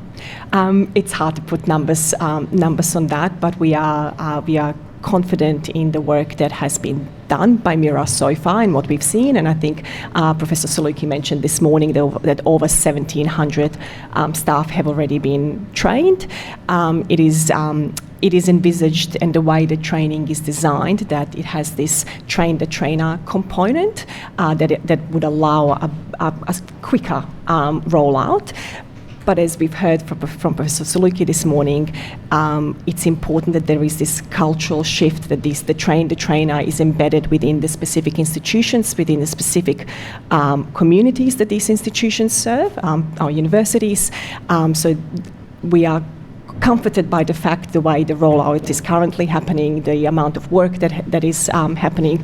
I've met with Professor Slucki on quite a few occasions to really understand how it's tracking, because it is an important aspect of uplifting the cultural awareness and understanding in this space.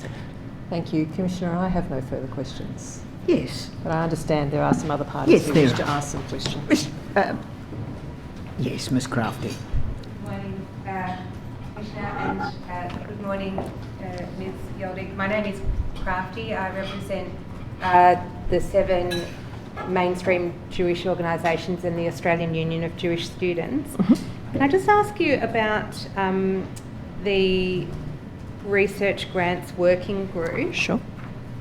Is one of the things it will consider is whether government funding via the Australian Research Council, or for that matter the National Health and Medical Research Council, mm-hmm. should be prohibited for the work of those who have engaged in serious misconduct, including discrimination or vilification on the basis of racial, ethnic, cultural or religious affiliation, or who have made statements in support of a scheduled terrorist organisation or hate group as defined in the Criminal Code Act? I would suggest that what you have just described is the responsibility of the universities and its institutions and the relevant institutions. In terms of the work that the working group is currently doing, it is considering, it's very hard for me to talk in kind of abstract, because the terms of reference haven't even fully properly been set up. So it is evolving. As I mentioned, it was only last week that the working group met to consider whether the relevance in terms of whether the terms of reference need to be reframed. So you're asking me to comment on something that might happen or might not happen in the future. Understand. Just to break down your answer a little bit, Mm-hmm. I think you started by suggesting that it was the role of the universities to determine whether there should be a prohibition on government funding via the Australian Research Council and the National Health and Medical Research Council for the work that I described that is seriously in breach. No. Can I suggest to you it's not the work of the universities? I agree. Thank you. And that what I have described, a prohibition of that kind, should be something perhaps that could be included in the terms of reference.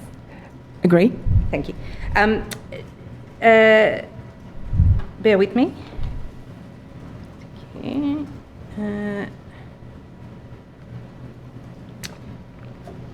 You've heard the evidence given this week, have you? I have. And Not all, but I've been watching closely. I see. And would you agree it's been somewhat troubling? Of course. Were you aware of the extent of the problem before this week? Would you mind breaking that down for me? So in terms of the extent of the issues at the universities, in terms of, yes, but I come from two different perspectives. So there's things that were happening on campuses, predates me being in the role. So it has been troubling. Absolutely, it is troubling hearing it. And you agree that action needs to be taken to fix the problems that you've heard about this week? I think that goes without saying. Yes. And that action needs to be effective? Agree.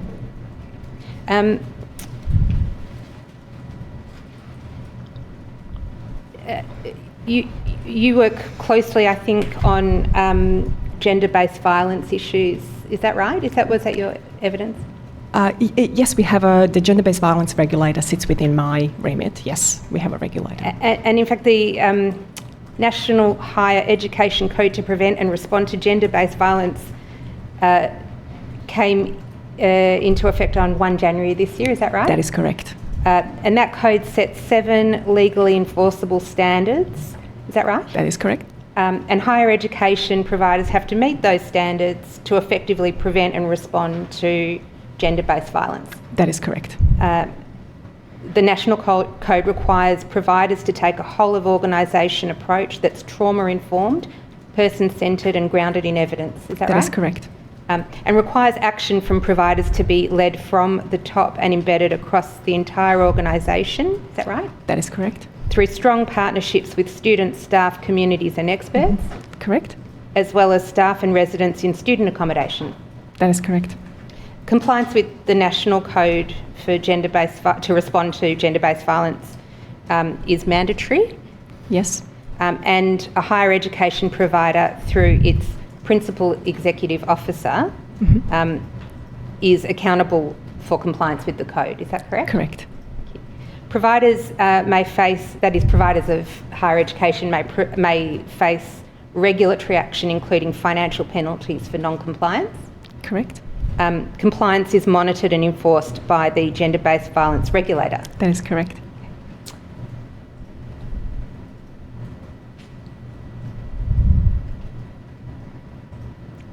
Compliance is also a condition of funding, is that correct? Yes.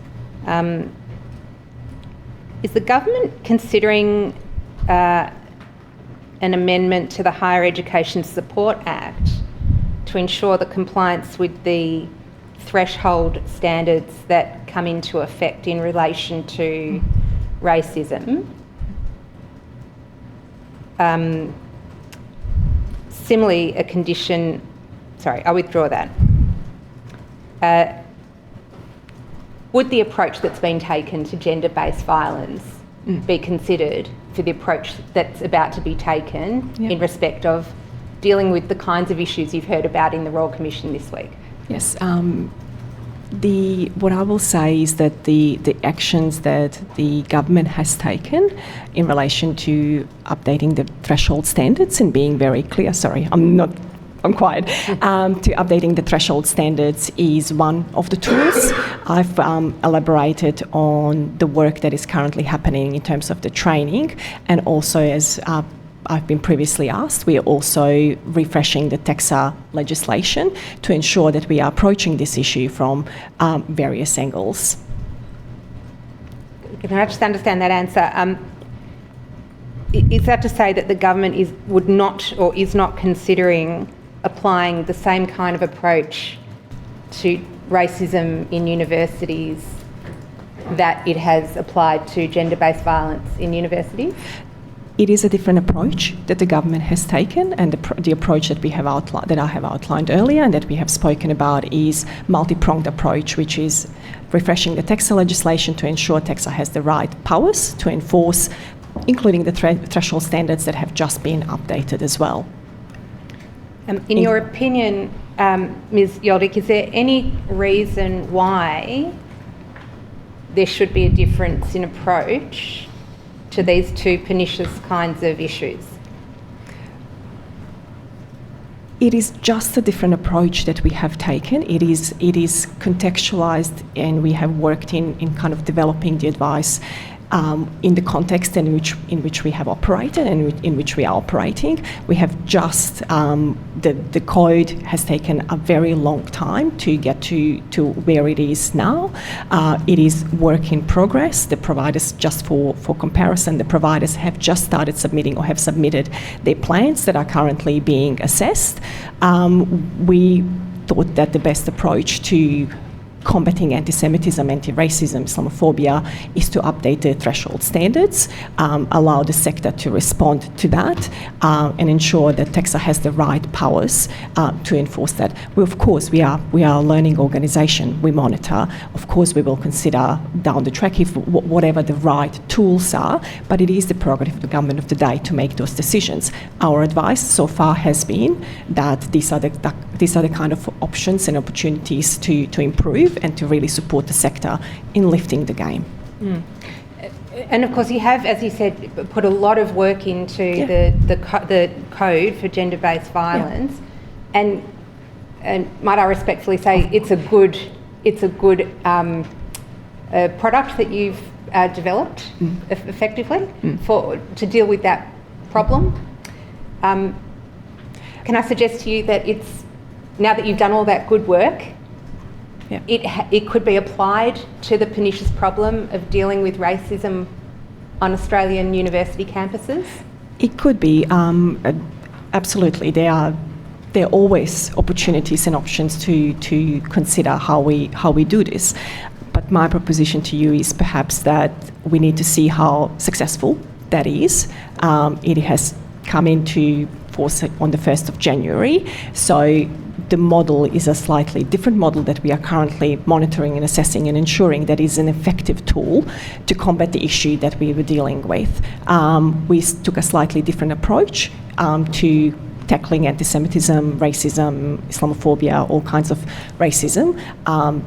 We will monitor that equally to make sure that it is effective. So I think effectiveness it will come to what is the most effective way of dealing with an issue. It is a fair point that might be one of the avenues, but the avenue we have chosen and provided advice on is the one that I've outlined before. Thank you very much, Ms. Joldić. Thank you. Mr. Noel. Julie, my name is Noel and I appear for the Australian Academic Alliance Against Anti-Semitism. I just would like to deal with a few aspects in relation to research grants first, if I may. Sure. Would you accept that the prejudice or even appearance of prejudice might corrupt grant assessment processes? Possible. And would you accept that there is a concern that those who make grant decisions and are on the public record expressing prejudice against Jews or referring to them as Zionists, for example, signing a public BDS letter, ought not to assess applications by people who are identified as Jews or Zionists? What is the question? Sorry. Should a person who's publicly supporting positions antithetical to Jews or Zionists be in a position to assess grant applications by Jews or Zionists, or would you accept that there's an appearance of potential prejudice or bias, and so we need a system to separate that out? Understand what you're saying, but when assessing grant applications, yes. There are processes in place and obviously integrity is integral in this instance. So I would suggest to you that that having the right systems and processes in place is part and parcel of public service and part and parcel of what we do. But I understand what you mean. And currently, the example I've given you is not covered by any of those processes, is it? I will have to take your word for it. Okay, thank you. Would you undertake to please have a look and let the Commissioner and us know? I'm very happy to look into it. Thank you very much. Now, assuming that you agree it's a matter that's worth consideration, would it normally be something that you refer to the Commonwealth Research Grants Working Group? It is possible to do it. I would suggest that it is, as I mentioned a number of times, that it is a new working group that we've established. It's temporary in its nature. Yes. But we're open to considering it, absolutely. Okay. And at paragraphs 83 to 86 of your first statement, you identified some targeted consultations that commenced in December 2025. Yes. And in the context of the new temporary working group, as I understand it, there's an intention to consult the representative organisation of Jewish students, that's AUJS.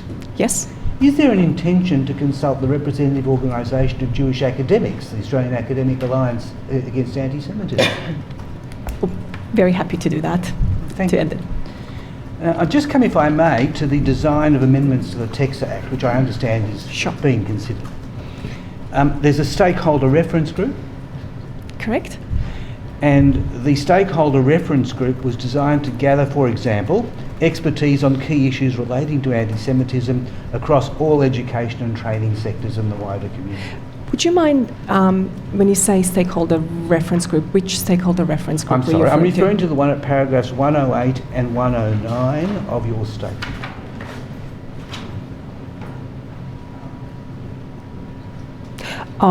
This is, I thought that this is the one you meant, not the, this is not a stakeholder reference group that refers to TEXA. Let's focus in on this one. Okay, so the stakeholder reference group was, is a stakeholder reference group of the Anti-Semitism Education Task Force. It has as mentioned in my statement, it has a wide membership, drawn from experts and the sector, multicultural organisations, representative bodies, and it is designed to assist the work of the task force. Yes. It holds roundtables. We have roundtable discussions to inform the work of the task force. Might I ask the question again? Because I'm aware that the representative organisation of Jewish students has been consulted. Is it an intention to commence consulting with the representative organisation of the Jewish academics as well? Very happy to take that on board. Thank you very much. Thank you. Now, I'd like to come, if I may, please, to the new provisions, and in particular in the Higher Education Standards Framework Amendment, Threshold Standards Instrument 2026. It's a mouthful. Yes. And I'd like to take you, if I may, in particular, to area 6.4 in Schedule 1, which is under the heading 4, after provision number 6.3, under heading Academic Governance.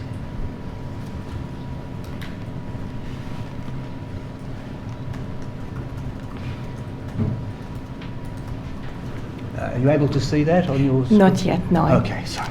I just have the front page. Yes, 6.3, Academic Governance. And you'll see a heading 6.4, Preventing and Responding to Racism. I hope you can see it. No, I can't. I'm sorry. So 6.3... it's actually on the operators kindly put it up, but it's not the same document that I'm just referring to. So what I have in front of me is I'll academic... simplify the question. Sure. At paragraph 6.4e, it says, the introductory words are, the provider develops and maintains a safe and inclusive institutional environment for staff, students and visitors that prevents and responds to racism and other discriminatory conduct, including by supporting equity and diversity, enabling representation and participation in institutional planning, review and decision making. Mr. Knoll, the document that was up on the screen... It's different. I don't have that. It's a different document. I'm not sure why that was put up. I understand. What is the document you're taking? I am referring to, I'll just go back to my first page if I may, Commissioner.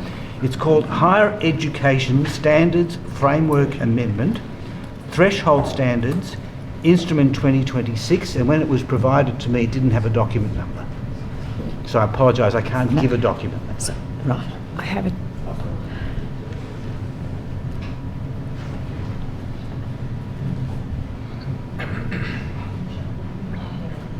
And there's a Schedule 1, amendments related to racism, and I'm particularly going to item 4, which begins with the heading after provision number 6.3.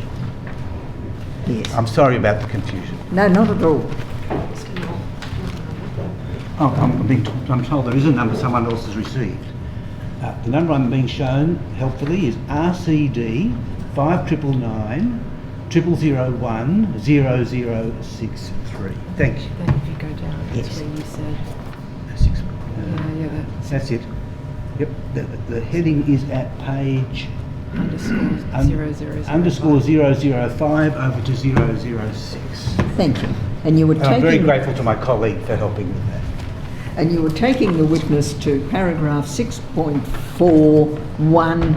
Was it E? E, yes. Yes. Yes. Now, you would have heard, if as you were following the proceedings this week, that there's a fairly important issue about including Jewish academics to help recreate Jewish visibility and inclusion in university life.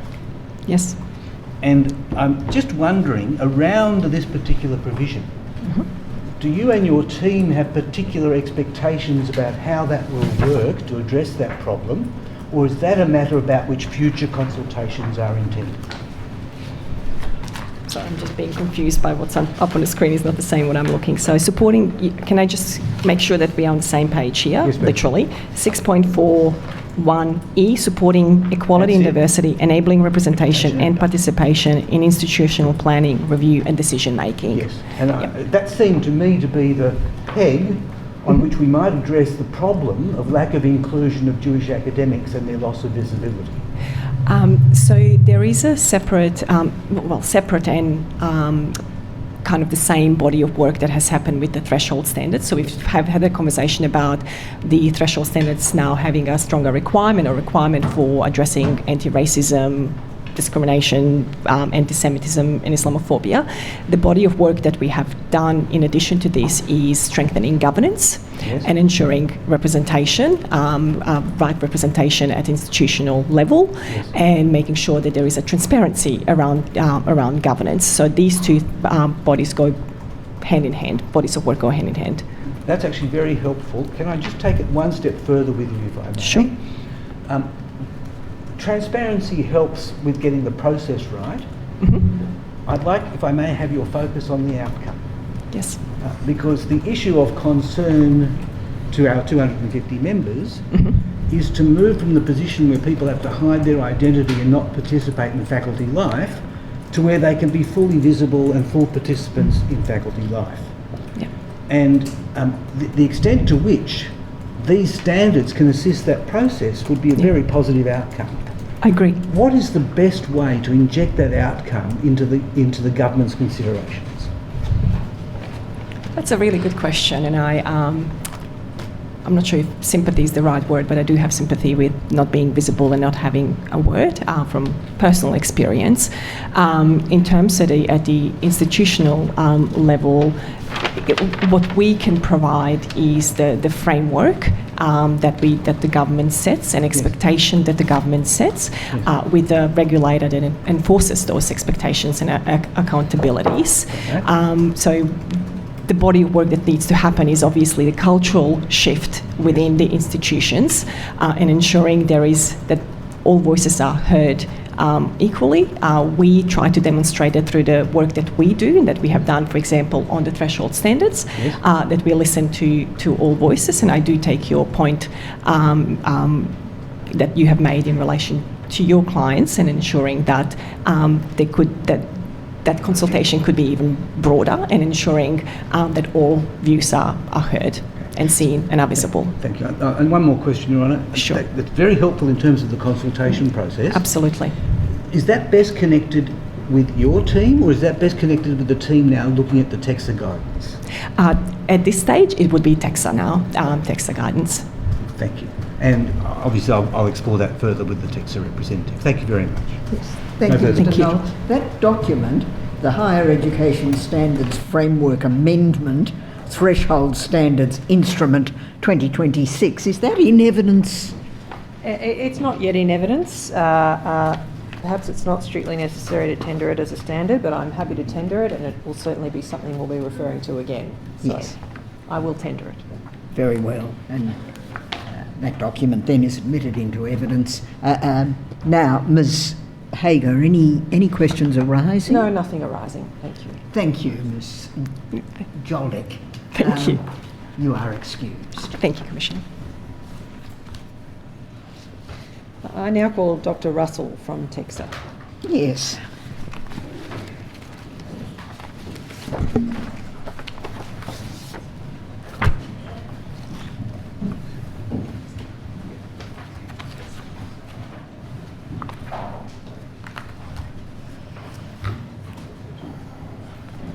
Do you solemnly and sincerely declare and affirm that the evidence you shall give will be the truth, the whole truth, and nothing but the truth? I do.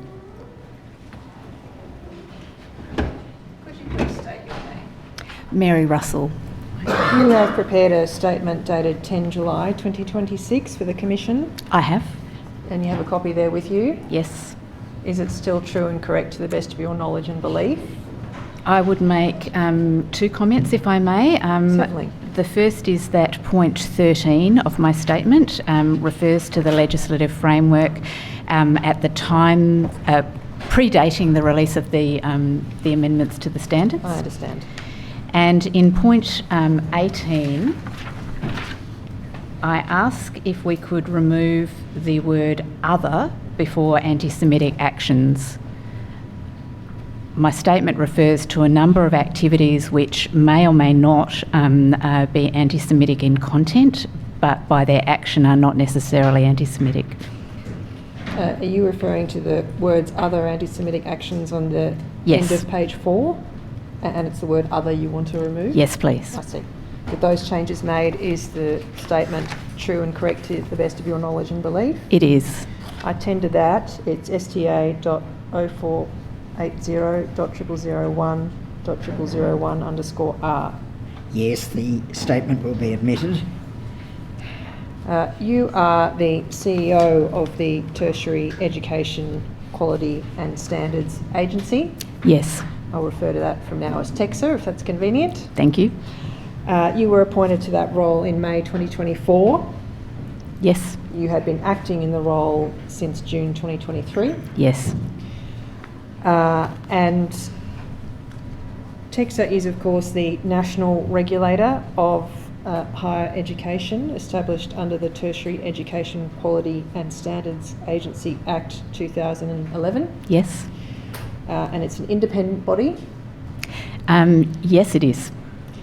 It is responsible under that Act for the registration of higher education providers, including universities. Yes. And under that Act is also responsible for investigating whether universities are complying with their obligations under the Act. Correct. And part of TEXA's role is assessing compliance with what are referred to as the threshold standards. Yes. And of course, as we've heard, those standards are made by the Minister, supported by the advice of the Higher Education Standards Panel. Yes. TEXA also collects, analyses and disseminates information relating to higher education providers, including in relation to quality assurance and quality improvement. That is correct. We are not the only information collector and holder, but that is part of what we do. And TEXA advises and makes recommendations to the Minister on matters relating to the quality of higher education providers or their regulation. Yes. And TEXA does not generally investigate or resolve complaints about individual instances of anti-Semitism or other forms of racism. That's correct. But it can nevertheless receive notifications from time to time that a provider is not acting consistently with one of the obligations in the threshold standards. Correct. And then investigate that situation. Yes. And if it forms the view, well, it can seek certain assurances from higher education providers as to their compliance with the standards. Yes. And in doing so, seek certain evidence and data from them to demonstrate their compliance Yes. with the standards. And if not satisfied with those assurances, TEXA can take a range of action against the provider, That's correct. which may include imposing conditions on its registration. Yes. It may involve cancellation of the provider's registration, Yes. and it could involve financial penalties. Yes, but only in the event that a provider, in relation to compliance, only in the event that a provider does not comply with a condition that is imposed. I see.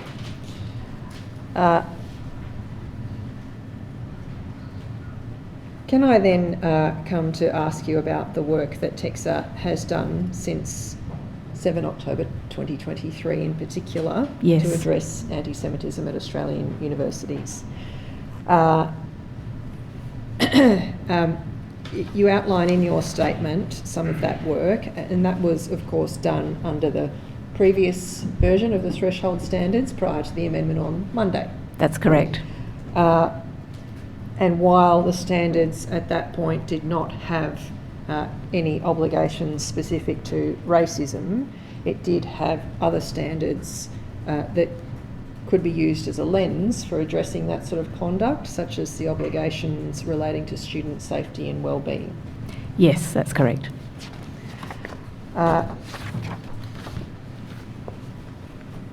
You remark at paragraph 19 of your statement that after October 7, TEXA experienced an increase in notifications from students and providers regarding risks to student safety or well-being. Yes. And when you say students and providers, were the universities themselves providing notifications of those sorts of issues? So we received information from a variety of sources. In terms of providers, on occasions providers contact us to advise us of things that are happening that they think are of relevance to us as regulator. But we also undertook some information gathering during that time, so some of that information arose from those discussions. I see. And you remark at paragraph 18 that you became aware of various protest activity on campus, particularly in early 2024, is that right? That's correct. And you expressed the view at paragraph 18 that the protest activity on campus was initially generally respectful and peaceful, but over time strayed into more anti-Semitic activity. That was our assessment in most cases. In some sites it became heated and much more focused on anti-Semitic activity very quickly, at other sites more slowly. And what sort of anti-Semitic activity are you referring to? So particularly the use of slogans that were anti-Semitic, the uses of placards or posters, stickers or flyers that were placed on campuses, statements that were made in the course of protests or marches or speeches, and also activities in some instances that took place not in public areas of universities but in learning areas of universities, so in classrooms. You also note that that this coincided with the increasing involvement of what you describe as external actors. Can you just explain how you came to the view that external actors were involved and what you mean by that? So that was mostly indirect evidence. So when we spoke to universities, they told us that they had strong suspicions, particularly from their direct observations, that there were people taking part in protests or inflaming or inciting an increase in the activity that did not appear to them to be students or staff. We had some accounts that people were enrolling in single subjects at universities so that they had access passes and access to some areas of universities. And we also had accounts, third-hand accounts shared with us, for example, by Joldić, that the observation of students on campus was that there were people from outside the university community who were taking part in those activities. Right, and did the involvement of external actors in particular cause you concern? In some instances it did. We observed that university campuses, particularly those that were inner city campuses were often a focus for wider community action. So there were instances where there were marches, particularly in Sydney and Melbourne, with the destination of the university campus, so that people from outside the university might be part of marches, but their intent was to collect and have a protest at that campus. But there were also other instances of people clearly trying to bring a body of positional behaviour and often more aggressive or violent behaviour to existing protests and encampments.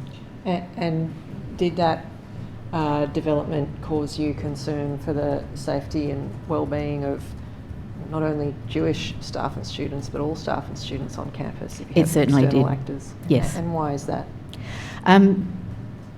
Because it typically saw a change from any inclination and opportunity that there was for discourse, and certainly some of the student protesters and some of the universities had initially tried to engage in discourse and take a more engaged approach to the issues. The intrusion of outside actors typically saw an end to that and saw much more heated, aggressive, and I think most importantly, very personalised expressions of protests and ideas. So particularly personalised against Jewish students on campus and Jewish staff. You say that in early 2024 you came to the view that a more proactive approach by TEXA was warranted. What do you mean by a more proactive approach? So historically, TEXA's approach would have largely relied on waiting until concerns were raised directly with us, and concerns that were specific enough about the circumstances, the timing, the provider, the location, that we could make direct inquiries about those. We could clearly see from commentary in the media and from third-hand accounts that there were escalating circumstances and behaviours that were giving rise to risk, but we were not receiving those concerns of that character that meant that we could move them into our normal compliance processes. Furthermore, even where that was the case over time, the nature of compliance processes and the need to gather information and the procedural fairness that needs to be afforded means that those processes are inherently quite long and drawn out. And given the rapid change of the situation and the apparent increase in risk, we felt it was necessary to be more on the front foot and to influence providers to try and be more proactive in preventing and dealing with these risks, and also to make sure that where there were examples of learning or good practice occurring in the sector, that they could be effectively shared. And you discussed adopting that more proactive approach with the Minister, who was supportive of that approach? Yes, that's correct. And part of that approach involved the formation of what you describe as a regulatory response group within TEXA to respond to issues relating to protests and encampments. Correct.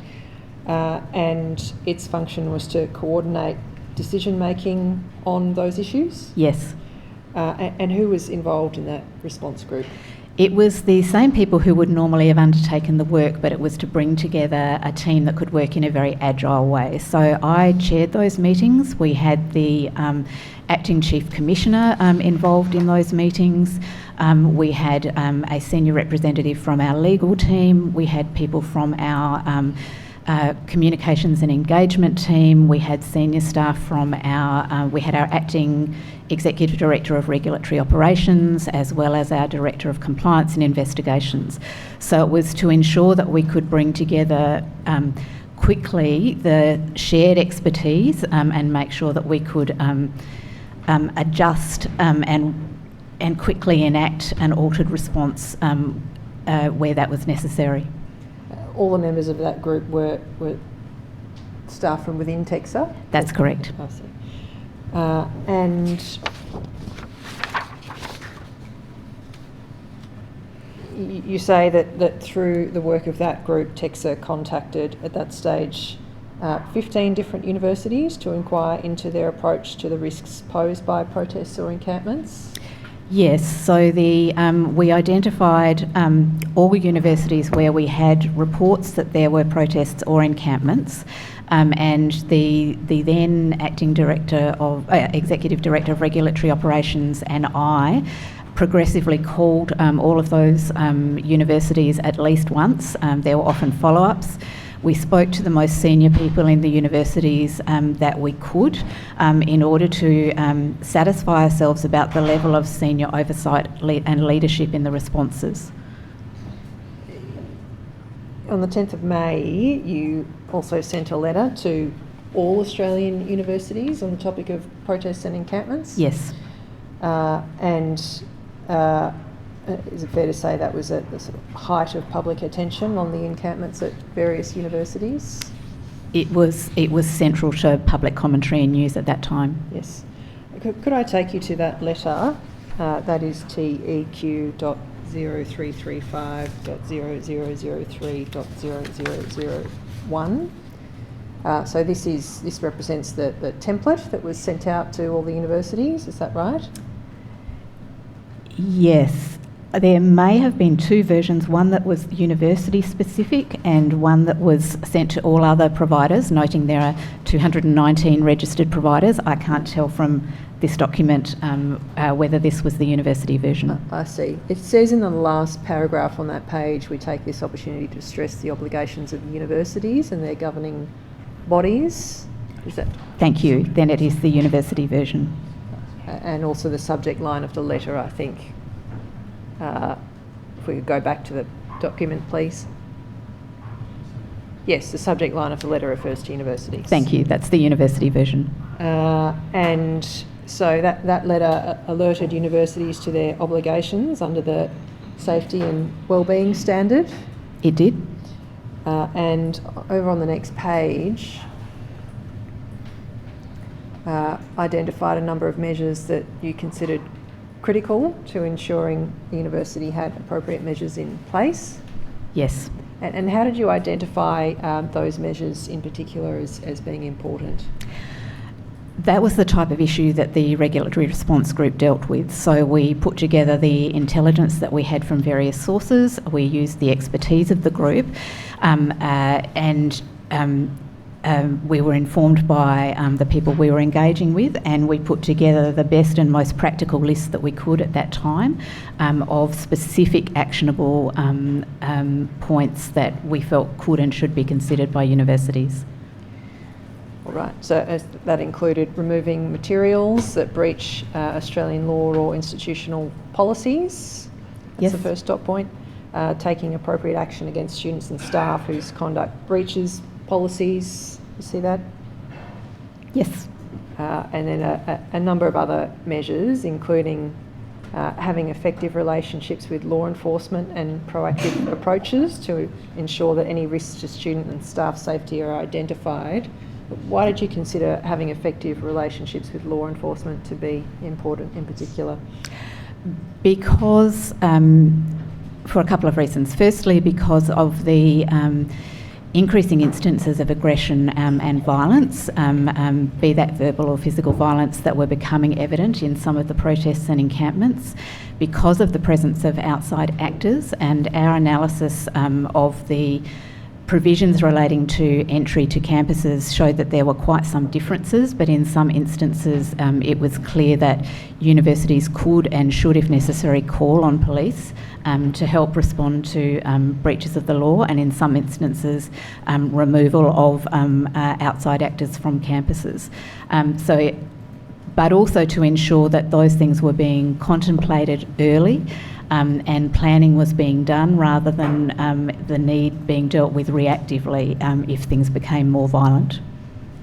And the third dot point there is support students and staff who have concerns for their safety and security on campus. How did you envisage universities should go about that? That relates to the requirements in the standards that they were written at that time. So it was to remind providers that they have specific obligations to put in place safety measures and supports according to the needs of their their student and staff cohorts. So universities told us that they were doing, and we shared the information of a number of different practices that were emerging.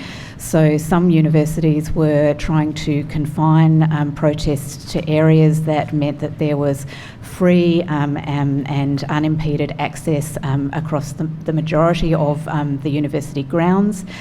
Some were ensuring that there was alternative access to important spaces for students in particular. Some were ensuring that there was safe and restricted access to buildings. So, for example, there were universities that ensured that access to the libraries was restricted to people who had university access cards. They were checking the identity details of those cards. They had security presence and supports in those sort of safe spaces, and they also had other facilities for students in those safe places. Other universities ensured that there were separate safe study spaces for students that wanted or needed to access those. So we were trying to build off what we were hearing from students was needed, as well as kind of leveraging off what we were hearing from the sector. I would point out that we, of our own accord, particularly stressed the need to ensure that learning spaces were safe for students, that needed to be a matter of the utmost priority, and that went to the question of whether or not student protesters or students outside of a class should be allowed access at the start of classes to make political or protest statements. Over on the next page, page 3,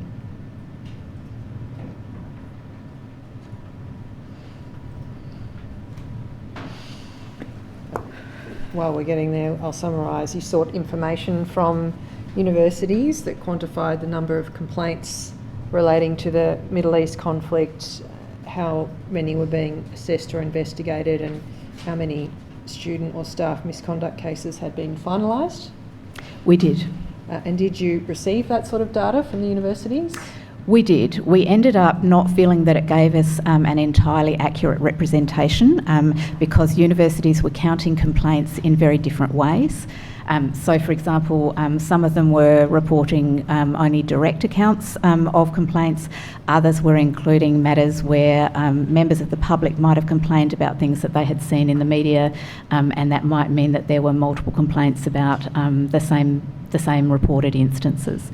So what it did provide us with was a sense of where the complaints mechanisms were at least being utilised and were accessible. And were you able to identify any key themes emerging from that data as to areas TEXA should be focusing on or the university should be focusing on? It was not as helpful, well, as I say, it was helpful for us to see that the complaints processes were being utilised in the, particularly in the universities where protests and encampments were happening. It was not evident that thematic work was being done either as usual practice or in this instance in many universities to capture the concerns and issues that were being raised and to then sort of elevate them to a policy or a governance level for response. But it did give us some indication that the complaints mechanisms were being used. I see.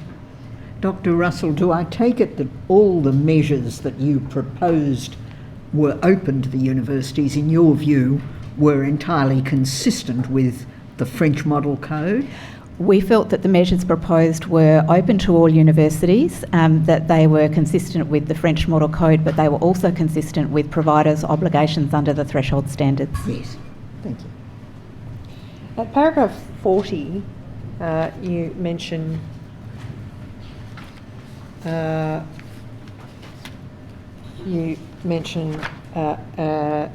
sector update issued on 20 November 2025 called a sector update managing external actors on campus. Yes. And that as you described, had proven a challenge for a number of campuses in dealing with, that is the involvement of external actors, Yes. correct? Could you just explain what is the role of sector updates? So a sector update does not, and in this instance could not, prescribe particular actions or responses from the sector. However, it was an update that addressed a current, live and serious risk that was not limited to a single provider. It was relevant to many providers across the sector, and it set out examples of learning and good practice that we had collated from across providers, particularly for responding to those issues around external actors. So it was intended to particularly both share good practice with the sector and keep focus on the fact that we expected them to take very active responses. And can I ask why, in circumstances where most of the encampments started in April 2024 and went to the middle of 2024, why it took until November 2025 to issue an update of that kind? So for two reasons. Much of the material that came that was included in that update came from the second of our roundtables, where we drew on the experience of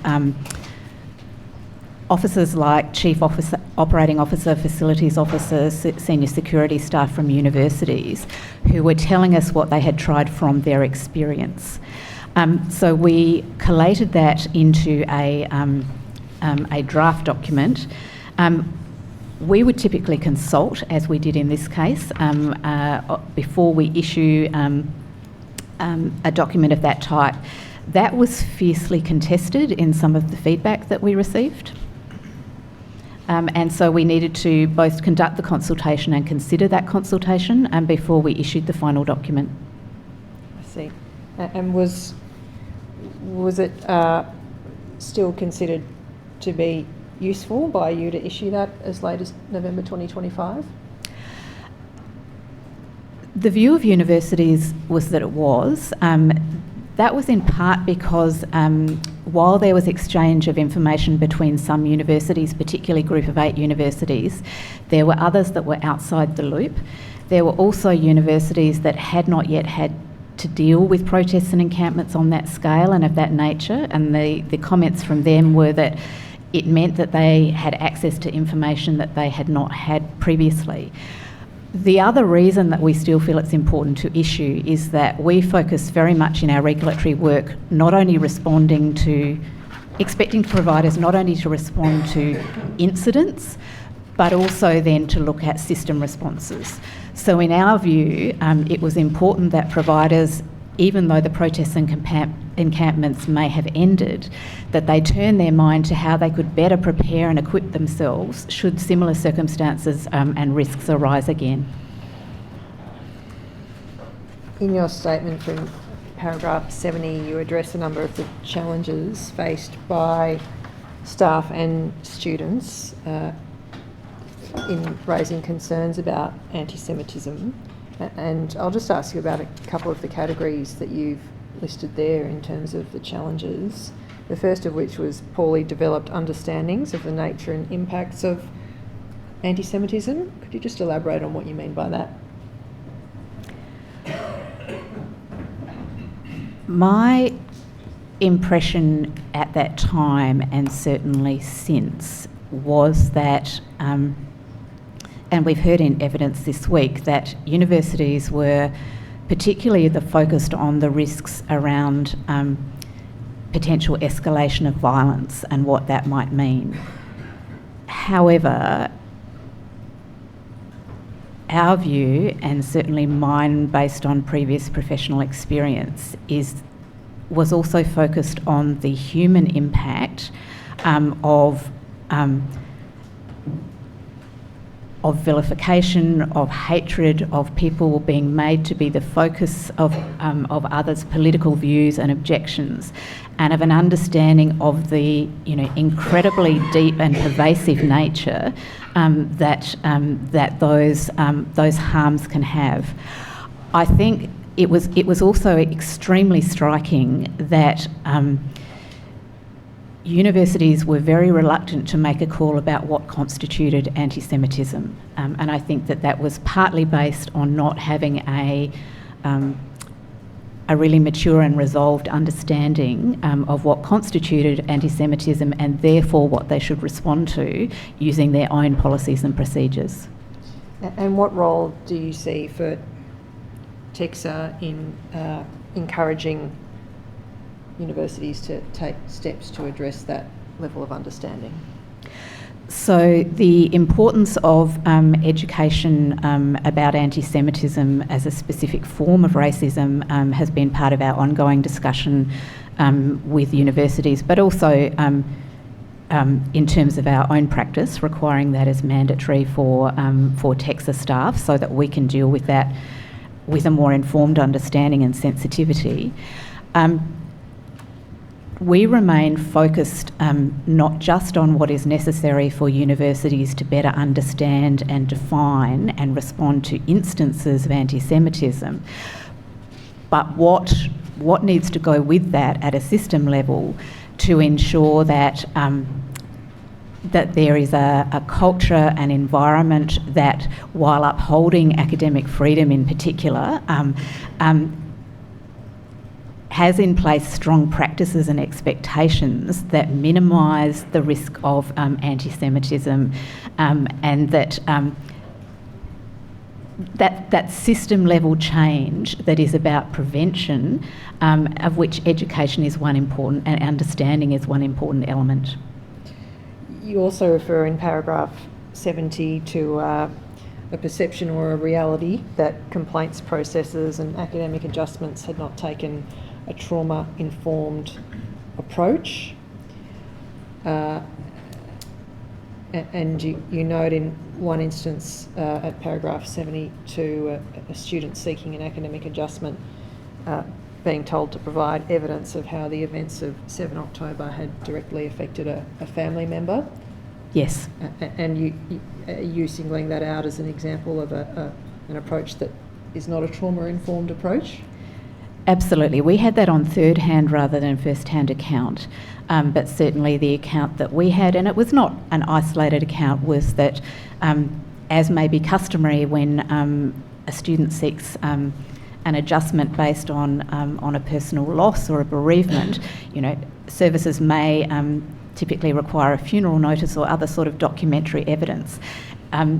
We think a trauma-informed approach would have recognised the profound differences in these circumstances and been more human-centred and responsive to how that needed to be dealt with. And how has TEXA gone about ensuring that universities have adopted that sort of approach? In several ways. So this was a key focus of our discussion with universities, both in our direct conversations and in our roundtable discussions, and also in some matters that have moved forward into our compliance processes. Furthermore, though, we felt that the lack of trauma-informed and student-centred approaches in both the complaints and grievance processes and also in academic adjustment was so significant and important and so pervasive that we've developed a statement of regulatory expectations that sets out much more specific expectations with respect to what good and acceptable practice looks like in grievance and complaints processes.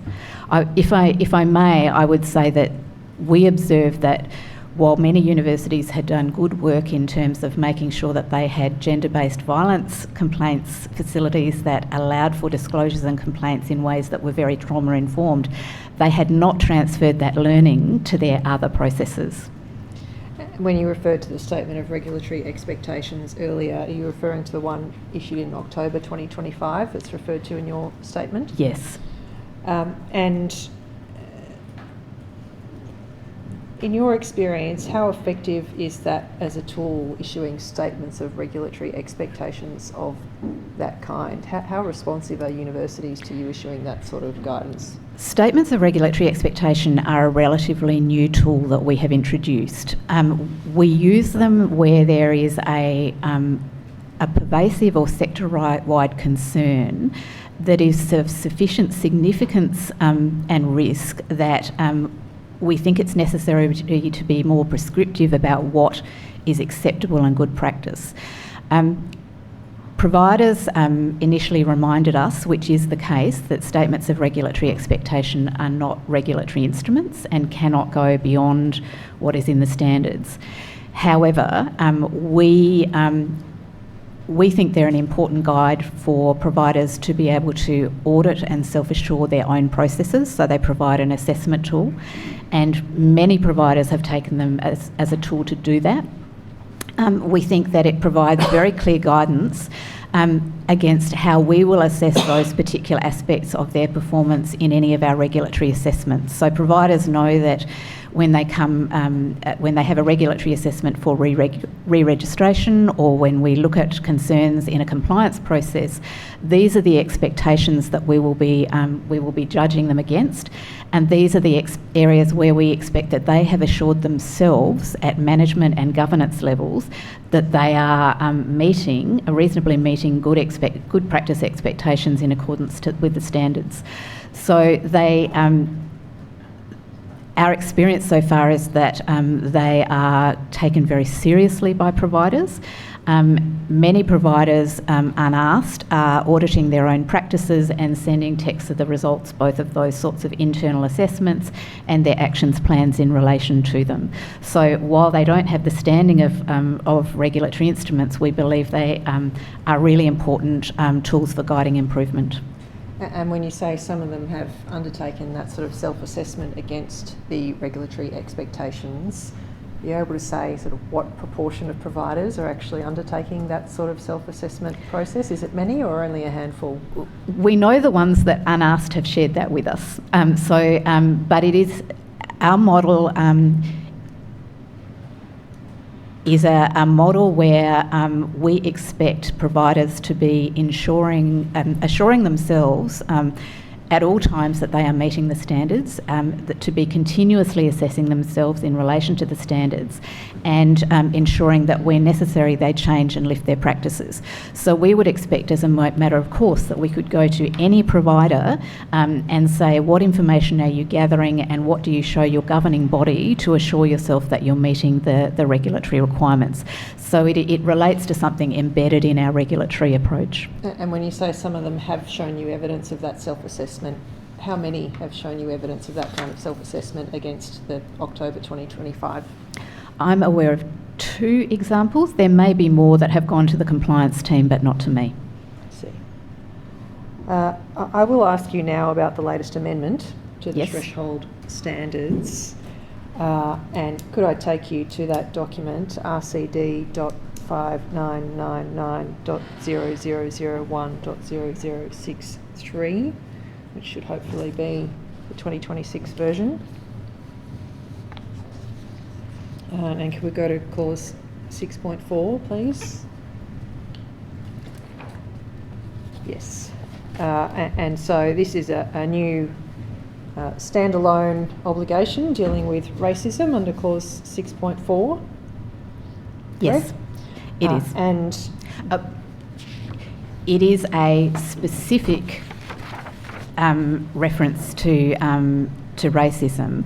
We do not typically read any parts of the standard in isolation from others. So we would read this requirement in relation to obligations, particularly relating to safety and well-being, in relation to governance, for example. Before I get to any of the detail of this, it's envisaged by you, is it, that TEXA will issue some guidance around how these standards should be implemented? So I can't give you a definitive answer given that we have had these for less than a week, but my indication to you is that we would expect to issue probably a statement of we will look to issue a statement of regulatory expectations as a matter of priority, probably one specific to definition of anti-Semitism, and we will deal separately with the requirements for definitions in relation to Islamophobia and definition of racism towards Aboriginal and Torres Strait Islander peoples. So we envisage statements of regulatory expectation in relation to definitions, but we would expect to develop more detailed guidance over time about the broader questions of how to meaningfully implement the standards in relation to racism. I know it was only published recently, but I take it you had advance notice of that it was coming? Yes, but we, like everyone, can only respond to the specifics once published. I understand. And so on the question of definitions, paragraph 1A says that as part of the provider developing and maintaining a safe and inclusive institutional environment for staff, students and visitors that prevents and responds to racism and other discriminatory conduct, they are to have definitions of racism. Yes. And specific forms of racism relevant to a provider's higher education operations. Yes. Can I ask, how do you read those words, relevant to a provider's higher education operations? Is that referring to the form of racism? That is, there might be some forms of racism that are relevant to some providers but not others? So it's important to understand that the higher education sector is diverse. So while there are 44 universities registered, there are 219 providers in total. So the size of those providers varies. The focus of education they provide varies very significantly. So universities typically have very broad fields of study. Some small providers might have very narrow fields of study. They also might have quite different student and staff cohorts. So when I read relevant to their operations, I expect that providers would need to consider ensuring that a definition is relevant to the type of research activity that is undertaken at that institution, the type of teaching activity that is undertaken, the type of subject matter, the type of methodologies that are used, and not limited to but informed by the cohorts of students and staff that they have. And the reason for that is because the purpose of having the definition is the expectation that they can apply that in their policies and processes. So they will need to turn their mind to making sure that it is fit for purpose for their own policies and processes. And while it uses the plural at the start, having definitions, your expectation would be that in respect of one form of racism, for example anti-Semitism, they would have just the one definition for anti-Semitism? Prior to discussion this week, I had not contemplated that universities might use multiple definitions. Our expectation is that universities need to be able to very clearly set out what is acceptable and unacceptable conduct and speech. So some sort of definition that enables them to do that, but can be applied consistently and does not lay them open to immediate challenge if they're applying it in disciplinary processes will be really important. We will explore that further as part of developing the statement of regulatory expectation, but we might prompt providers to consider some of the risks of having multiple definitions. Will the guidance be that providers should have one definition of anti-Semitism? That's my initial expectation, but I cannot tell you until the instrument has been developed. I see. Will the guidance specify which definition it should be? It will not. And why is that? Because the standard does not specify a particular definition, and a statement of expectations is about implementation and giving effect to the standards. It doesn't go beyond the standards or replace it as a legislative instrument.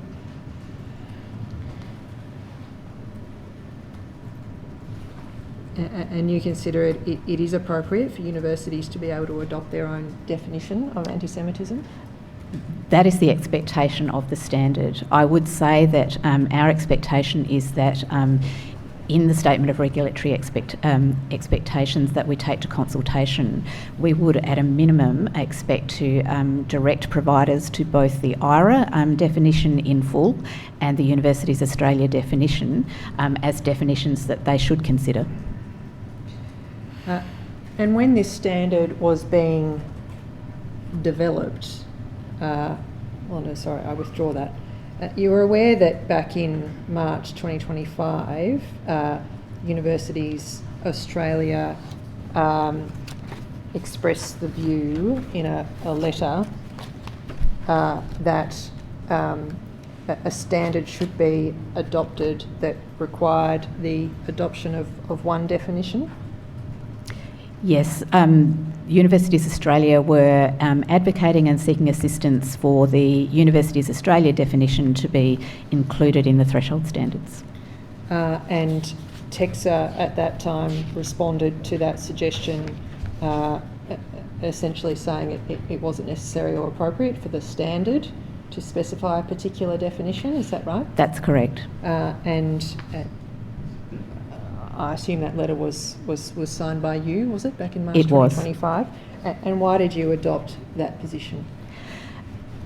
For a number of reasons. The structure of the standards is intentionally at a level of principles, and that is in part to ensure that they have stability and applicability over time, but also to recognise that individual providers with different circumstances may need to make different choices about how they go about meeting the standards. It was also our view and the advice that that we had that because providers have separate obligations at law arising from relevant Commonwealth and state and territory legislation, that providers needed to ensure that a definition that they adopted enabled them to meet those respective obligations. But I would say particularly that because the nature of providers' activity varies, they also need to make sure that a definition can be applied for the type of issues that arise. And so I would say, for example, that the type of questions that might arise in research or academic or scholarly activity around political science might be very different from the questions that might arise in a provider that is focused entirely on delivering IT courses. So while at that stage you had a large number of universities coming together saying, we've agreed on a definition, this is the definition we want, I take it you had to take into account that they're not the only providers being regulated by a standard. You have to look at the whole pool of providers. That is correct, but I would also note that there is no barrier or impediment, even without the standard, to the universities adopting a definition of anti-Semitism. Is it also your expectation that in seeking to comply with this obligation of having a definition, that providers will in fact incorporate the definition into the policies that actually regulate staff and student conduct? That would be my expectation. The definition is to ensure that both expectations can be set about what is good and effective and acceptable conduct and scholarship, as well as be applied in the negative when there are concerns that obligations may not have been met. And by incorporating into policies that regulate staff and student conduct, your expectation is not that the definition would just be noted or footnoted, but that it would be incorporated into the substantive obligation on staff and students not to engage in racism or other forms of problematic conduct? Noting that this is very new, my expectation is that it would providers would ensure that they confer obligations and expectations not to engage in racism. including anti-Semitism as they have defined it. Including anti-Semitism as they have defined it. I see. Commissioner, I note it's a couple of minutes early for lunch, but I'm about to move on to a slightly different topic. So is now an appropriate time? I think we had planned to take lunch at 1:10. We had indeed. But yes, this is an appropriate time. The lunch break, as I indicated, will be a half hour. Next week, I should tell you all, I think the block will be being led by Mr. Lancaster, and I expect we'll return to gentlemen's hours. I'll adjourn.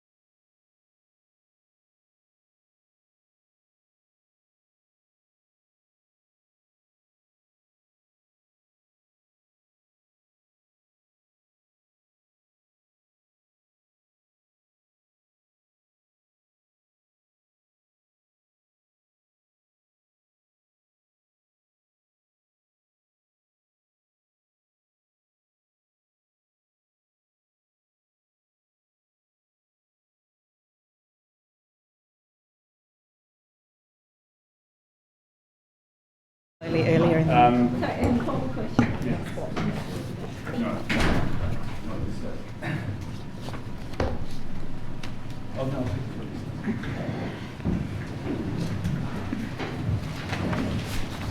Dr. Russell, earlier in your evidence we discussed the range of enforcement options available to TEXA, including imposing a condition on registration, cancellation of registration and financial penalties if conditions are not fulfilled. Yes. Correct? And can I ask, for example, the group of 8 universities, and of course without wanting you to identify any particular university, of the group of 8 universities, I take it there's never been an instance where you've cancelled their registration? No, cancellation is a last resort because of the adverse impact on very large numbers of students and staff. I understand. And what about imposing conditions on registration? Have you ever imposed a condition on the registration of one of the group of 8 universities? Yes. Okay. I won't ask you for details about that. I was just interested to know. And what about financial penalties? So, financial penalties, and I'm sorry if I'm not technically correct, I am not legally trained. So financial penalties are available to us for breaches of the TEXA Act, but not for the compliance pathway, which is an administrative pathway, unless we come to the point where a provider has not complied with a condition and then it's on application to the court system. I see. And so has an application of that kind ever been made in respect of, for example, the group of 8 universities while you've been CEO? I am not aware of one. Right. Not while I've been the CEO, no. And what about across providers more generally? While you've been CEO, has an application of that kind ever been made? I'm sorry, I can't answer that off the top of my head. That's all right. The reason I ask is because in your statement you go on to discuss a number of possible amendments to the powers available to TEXA currently under its Act, and that is at paragraph 87. And I just wanted to ask you a little about those suggestions that you've made. The first category of which relates to what you describe as an enforceable code. Could you just describe what you mean by that and why it would be useful? So I can, if required, expand a little beyond this in terms of things that we found were perhaps not sufficient in our powers, but specifically with reference to 87A and an enforceable code.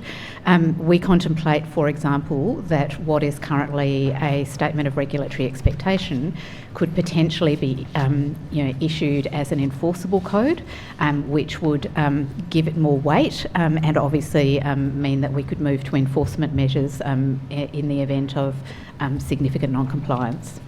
And if there were to be an enforceable code of that kind, picking up what has previously been regulatory expectations, what sort of enforcement action or enforcement powers do you think would be useful in respect of a code of that kind? So certainly powers that we recognise are important, particularly with universities, are both publication of non-compliance, but also potentially financial penalties. I see. And are you envisaging that would involve the need for an application to a court in order to obtain those financial penalties? That's really a question for consideration in any proposed legislation. I see. You said before you addressed paragraph 87A that you could elaborate a little more in terms of aspects of the current powers that have been insufficient. Did you want to speak to that point now?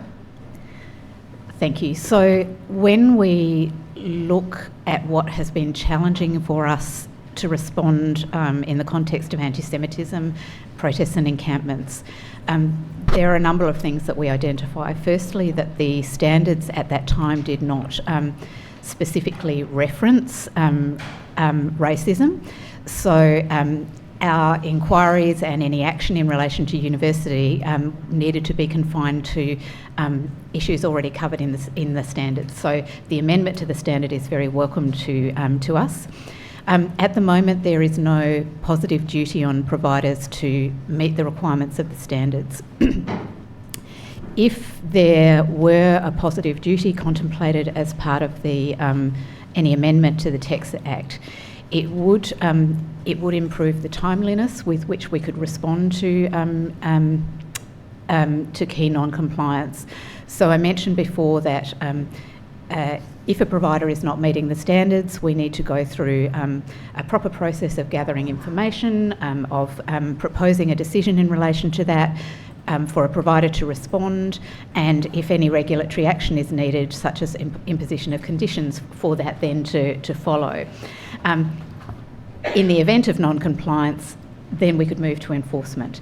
A positive duty, as we understand it, would mean that in appropriate circumstances we could move immediately to enforcement measures, such as financial penalties or injunctions, which I didn't mention before.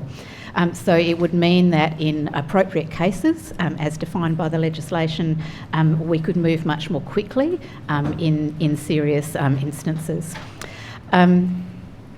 Under Tex's current powers, our powers to compel information for compliance matters are limited to compelling a higher education provider.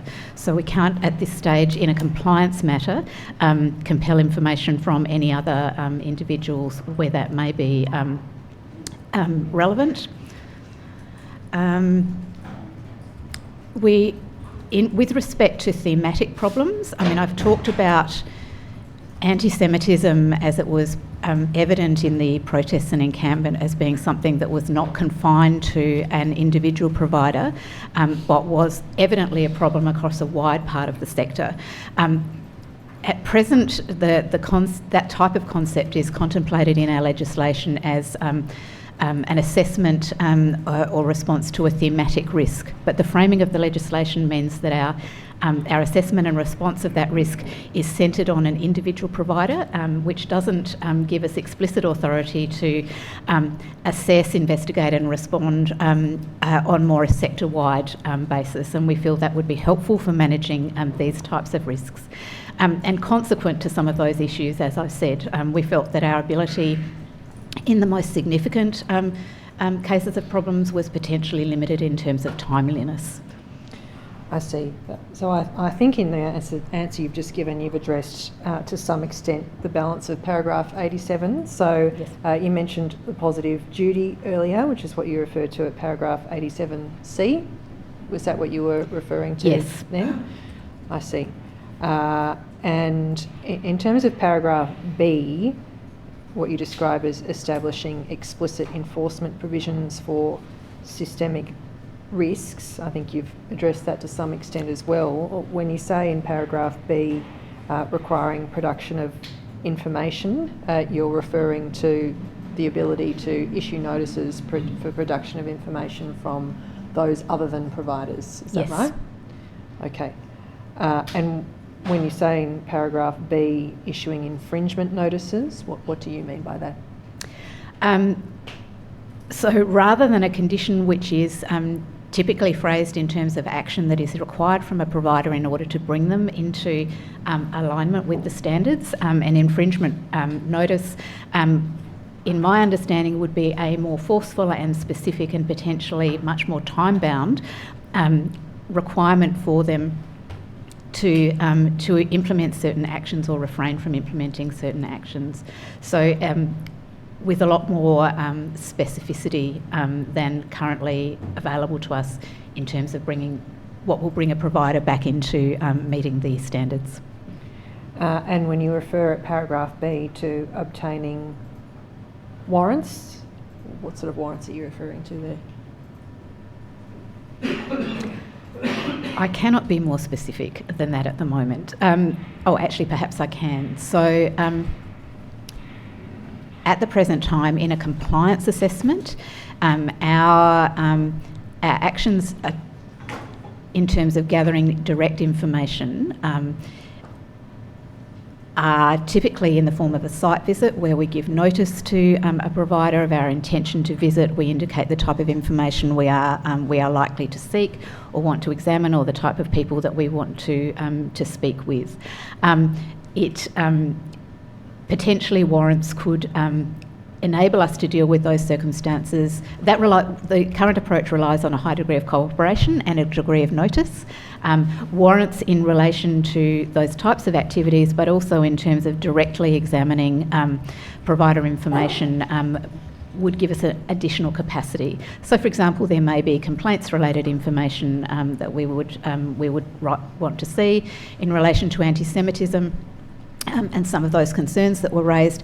It might be wanting to directly examine the evidence of the disciplinary investigations and appeals processes relating to specific instances to satisfy ourselves that those had been handled appropriately. I see. And pursuing civil penalties for governance failures, as you've referred to in paragraph B, what do you mean by that? So when I said earlier that it's important to have a racism-specific standard, but we would not read it in isolation from other standards, we see that it's critically important that the executive and particularly the governing body of a higher education provider, and I will say university, is directly responsible and accountable for ensuring that the provider meets the standards. In the case of racism and anti-Semitism, that will involve accountability for ensuring that relevant work is undertaken to assess their current issues and problems, to ensure that there are appropriate action plans in place, to ensure that they monitor those, continue to address deficiencies in those. So there is a need to be able to be both very clear about the expectations of governing bodies and the processes of those, but also respond decisively and with force if some level of, I don't want to use the word grunt, I'm trying to think of the more appropriate word, but in an assertive way where that is necessary, and there may be a reluctance or an unwillingness to meet those obligations. And of the possible changes you've outlined at paragraph 87, I take it you've put all of those forward to the department as desirable changes from your perspective? We have. Right.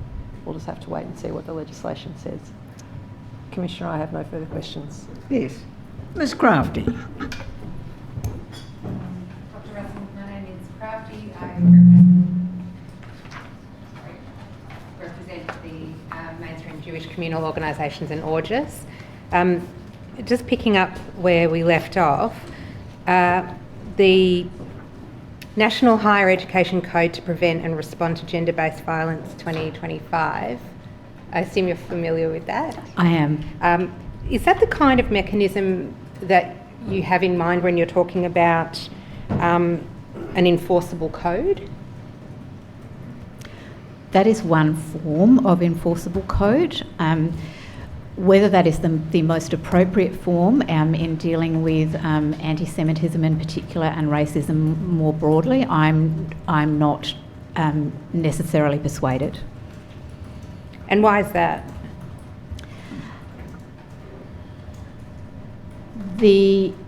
That particular code is in many ways structured in a way that encourages a binary approach to compliance. So yes, a particular expectation is met and met in full, or no, it is not. In relation to that's not particularly aligned to the way that our principles-based standards work, nor to the type of work that we think needs to be undertaken, which is substantial and will need to be tackled at many layers and in a very systemic way over time. If that sort of code were implemented, it would be very easy to sort of assess that providers were not compliant right here, right now. But then what? So our approach, particularly in statements of regulatory expectation, is to focus more on actionable changes and requirements that need to be implemented by providers and ensuring that they are undertaking that work. It's a matter of what is fit for purpose and also what it would also need to consider what aligns with the broader architecture of our regulatory scheme. And is there an openness to at least considering something like that, which has teeth, down the track if you're finding that what has been deployed is not working or not working sufficiently? I think there are a variety of ways. So my expectation is that when we develop not the initial statements of regulatory expectation about definitions, but when we develop guidance about responding to racism more broadly, that part of the development process there will include a lot of desktop work and looking at what other examples can tell us about how different approaches have succeeded and failed in delivering that systemic level change. So we will look at a whole range of options, but I would not be in a position nor think it appropriate to commit to that particular approach now. Thank you, I understand. Paragraph 73 of your statement, you talk about one of your observations, that is that universities were often reluctant to make determinations as to whether particular statements or slogans were used were anti-Semitic or not, citing provisions relating to academic freedom contained in enterprise agreements. In my view, this approach has created barriers for students and staff seeking to make complaints and has at times impeded the timely and decisive consideration of those complaints. Do you recall that evidence? Yes. Can you expand on that a little bit, please, Dr. Russell? I think there are a number of elements to that. So I would note that according to information from the NTEU, the National Tertiary Education Union, all university enterprise agreements contain protections for academic freedom and freedom of speech. For academic freedom, not for freedom of speech. I have commonly heard comments from academic staff and students during the protests and discussions about the protests and encampments that I think over-interpret what is afforded by, for example, the definition of academic freedom in the HESA.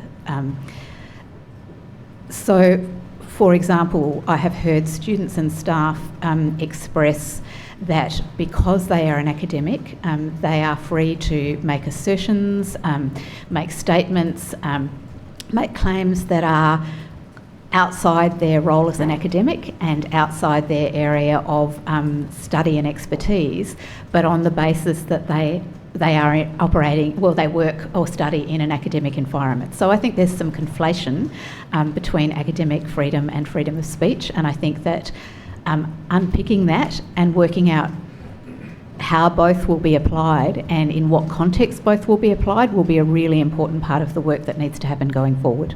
And is that work that TEXA will be involved in? We will be involved in that work, I imagine. I have a really strong view that some of this work is best owned and led by the sector and by leaders of the sector. They're the people who need to lead with these changing expectations and to make sure that they can be applied appropriately in their context.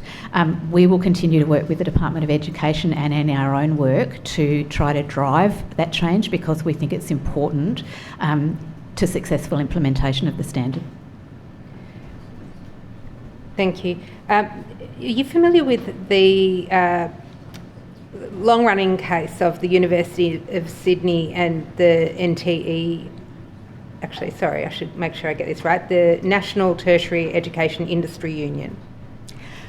Only in the most high-level terms. It is outside our jurisdiction, and I'm not going to be able to comment in any detail on that case. Understood. Thank you. Thank you very much, Dr. Russell. Mr. Noel. Dr. Russell, you were present when Ms. Joldić gave her evidence this morning? Yes. And a question that, as it were, was passed on was the willingness of TEXA to include the Jewish academics as well as the Jewish students in your stakeholder reference consultations. Can I ask if that's something you're willing to do from here on? So I'll explain our process for developing those perhaps the distinct types of documents. So statements of regulatory expectation are quite technical documents for us in terms of how they fit within the regulatory process and within the standards and the Act. So we typically develop those and then we consult widely. So we do not do limited, targeted consultation. We accept submissions in relation to statements of regulatory expectations. But I would note that people's views and perspectives are not always in line with the purpose or scope of an SRE, but we consider all of them. With respect to guidance, we also consult widely, but we also reference, as I say, exemplars internationally and locally. So there are ample opportunities for different Jewish representative groups to contribute in meaningful ways to the development of both statements of regulatory expectation, but also to guidance. In relation to guidance, do you conduct targeted consultation? It would possibly depend on the guidance. For example, when we are developing guidance that is specific to technical aspects of artificial intelligence as it relates to assessment processes, we would on occasion seek specific technical input as well as broader input in that regard. So let me move to the French Code example, which has been raised earlier. You're probably aware that there are now some recommendations that have been made that a group of experts be formed to have a look on how it might be further clarified and developed, given that there have been some changes in circumstances. Is that an area in which TEXA would wish to be involved? We would. We have made the observation, and I believe the Honourable Robert French made the observation himself in a parliamentary inquiry, that the French model code didn't anticipate some of the challenges that were encountered, and we think there is a need for additional clarification and additional work on the code. Okay. So I'm just going to go back to an aspect of your statement, if I may. Let's get there quickly. Just bear with me a moment, please.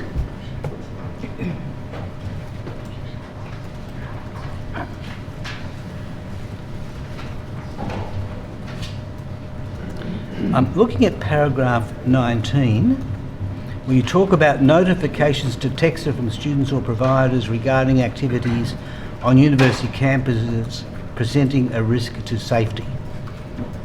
Yes. There have been notifications from academics and how it affects them as well. And historically, I think you'll accept that generally speaking, there's an acknowledgement of receipt, but those academics who then present something to you for investigation are not kept informed of the progress of the investigation. Is that a change you're willing to adopt? So I would clarify two things. I would clarify first that it is not TEXA's role to review or remake specific investigations. I would also clarify that where those concerns have come to our attention, we have responded. So, for example, I personally rang University of Melbourne to speak about the occupation of Professor Prora's office and to seek information and assurances about how that situation was being managed and responded to. But our focus there is to ensure that the sufficiency of the way that the university is responding to the circumstances. It's not to investigate the particulars of the matter. So having, in your example, spoken with representatives of the University of Melbourne, was any step taken then to contact either Professor Prower or the organisation which I represent, which is the Australian Academic Alliance Against Antisemitism, which brought that and 4 other matters to your attention, and say, here's how we're going and this is what you can expect?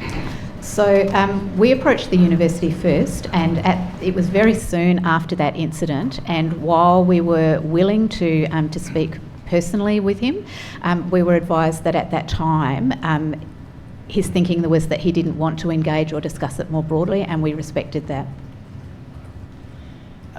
Now, the governance provisions that have now been created speak about inclusion as one of the topics.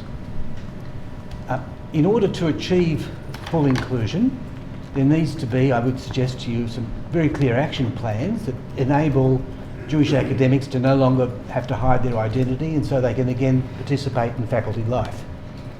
What is the role of TEXA in helping that happen? So when I spoke earlier about there needing to be quite a broad and holistic approach to systemic change, that's the type of issue that I was talking about, that will need a really considered approach from the sector, and will be part of what is picked up in our guidance, because all staff and all students need to be able to participate with a sense of safety as themselves in the university environment. May I take it that you'll go away from today with a mental note saying that's an important issue, we need to include that in what we're doing? I understand the point you're making, and I noted it is already in our consideration, and it's the sort of thing that we will explicitly ask providers to do as part of their consultation as well. So I'll now come to the nub of it. You have the consultation with the providers, and you've been very helpful in that regard. What about the consultation with the stakeholders in what the providers are giving them, the students and the academics? Where do you see them fitting in your consultations and discussions? So our broad consultations mean we can hear directly from students and academics, but we insist that that should be part of individual providers' implementation and monitoring as well. Okay, so if, for example, an issue comes up, we bring it to your attention, you'll speak to the relevant provider. Will you come back to us and say, this is what, as far as we've gone after the conversation with the provider? That will depend on the nature. I can't answer that with a definitive answer without specific context around that, noting that we, unlike the National Student Ombudsman, which is a complaints mechanism, we are not a complaints mechanism, so concerns raised with us have to be considered by us in terms of compliance with the standards. Thank you very much. Thank you, Mr. Knoll. Anything arising, Ms. Hager? No. Yes. Thank you very much, Dr. Russell. You are excused. I now call Dr. Finkel. Yes.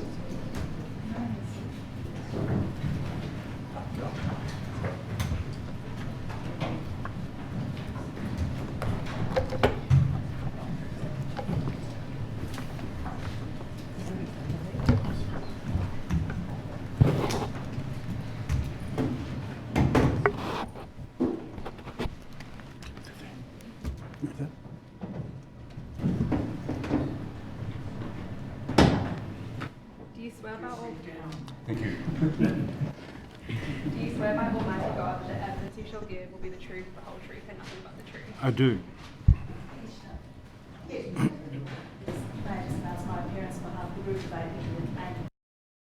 Thank you. Yes, Ms. Hager. Could you please state your name?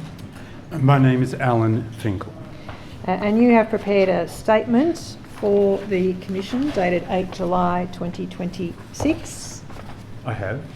And that annexes the report of the Group of 8 Expert Advisory Committee on Combating Antisemitism. It does. And is that statement still true and correct to the best of your knowledge and belief? It is. I tender that statement, Commissioner, which is stat.899.0001.0443_R.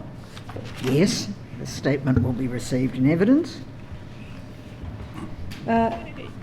You chaired the Expert Advisory Committee on Combating Anti-Semitism established by the Board of the Group of 8, correct? Correct. And previously, you've been the Chancellor of Monash University. Correct. Also the Chief Scientist of Australia. Correct. As well as a number of other roles in government, academia and business. A number of other roles, not one other role in government, Chief Scientist of Australia, Special Advisor, and another community-oriented roles. I see. The Advisory Committee was established on the 17th of December 2025. Correct. And on your understanding, what prompted that decision to establish this board? So my understanding is that the universities, I'm just going to refer to the group of 8 universities. We don't need to define that, do we? No. They've been dealing with, as other universities, the issues of anti-Semitism for a couple of years in a very significant way. The Bondi massacre on Sunday, December the 14th, was a major event which made them come together and say to themselves, this is my interpretation, say to themselves, we've been doing a lot, we've made a lot of progress, but this is an awareness-raising moment, we need to do more, but we're not sure what the most effective things would be, and we'll invite a group of experts, not necessarily experts in anti-Semitism, but experts in social issues and university sector issues to form and give us some evidence-based advice. And there were a number of members of that committee, which you've set out in your statement, one of whom was Jeremy Suss, the president of Augis, who we heard from earlier in the week. Correct. And the committee was asked to provide a report on combating anti-Semitism by June this year. Correct. Yes. And in fact, the committee provided its report on the 29th of May. Yes? Correct. And now, having issued that report, has that committee now disbanded, or does it have some ongoing role? It is effectively disbanded. It has no ongoing role. In the report, it's noted that there's already been a significant amount of work done already in terms of previous inquiries and processes. That's right. We acknowledge the fact that there have been several inquiries and reports that were done, and we can go through them if you like, but also we acknowledge that the universities themselves had stepped up and improved their processes. Had they got to the level of perfection? No, and that's what they were aware of, but they certainly had done a lot, some which had been communicated to the public and some had not been communicated to the public, but they had certainly improved their readiness to deal with these kinds of issues since the really difficult times during the encampments in early 2024. Yes, I understand. We've heard a bit of evidence about the measures that they have already taken this week. You undertook a process of consultation before finalising the committee's report. Correct. Involving universities, peak bodies, the Special Envoy, Augis, the 5A. Correct. Various Jewish organisations, Commonwealth agencies, including the Human Rights Commission. Correct. Some political leaders, including the Minister for Education. Correct. Various subject matter experts. Correct. As well as David Gonski, the head of the Anti-Semitism Education Task Force. Correct. If I could then go to the report, which may have its own doc ID, GOE.0001.001.0888, and I'll tender that document. Yes.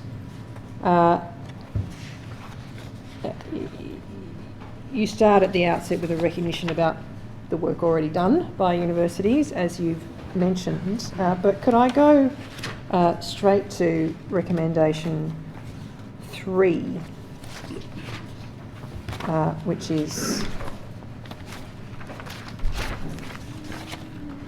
dealt with a few pages in.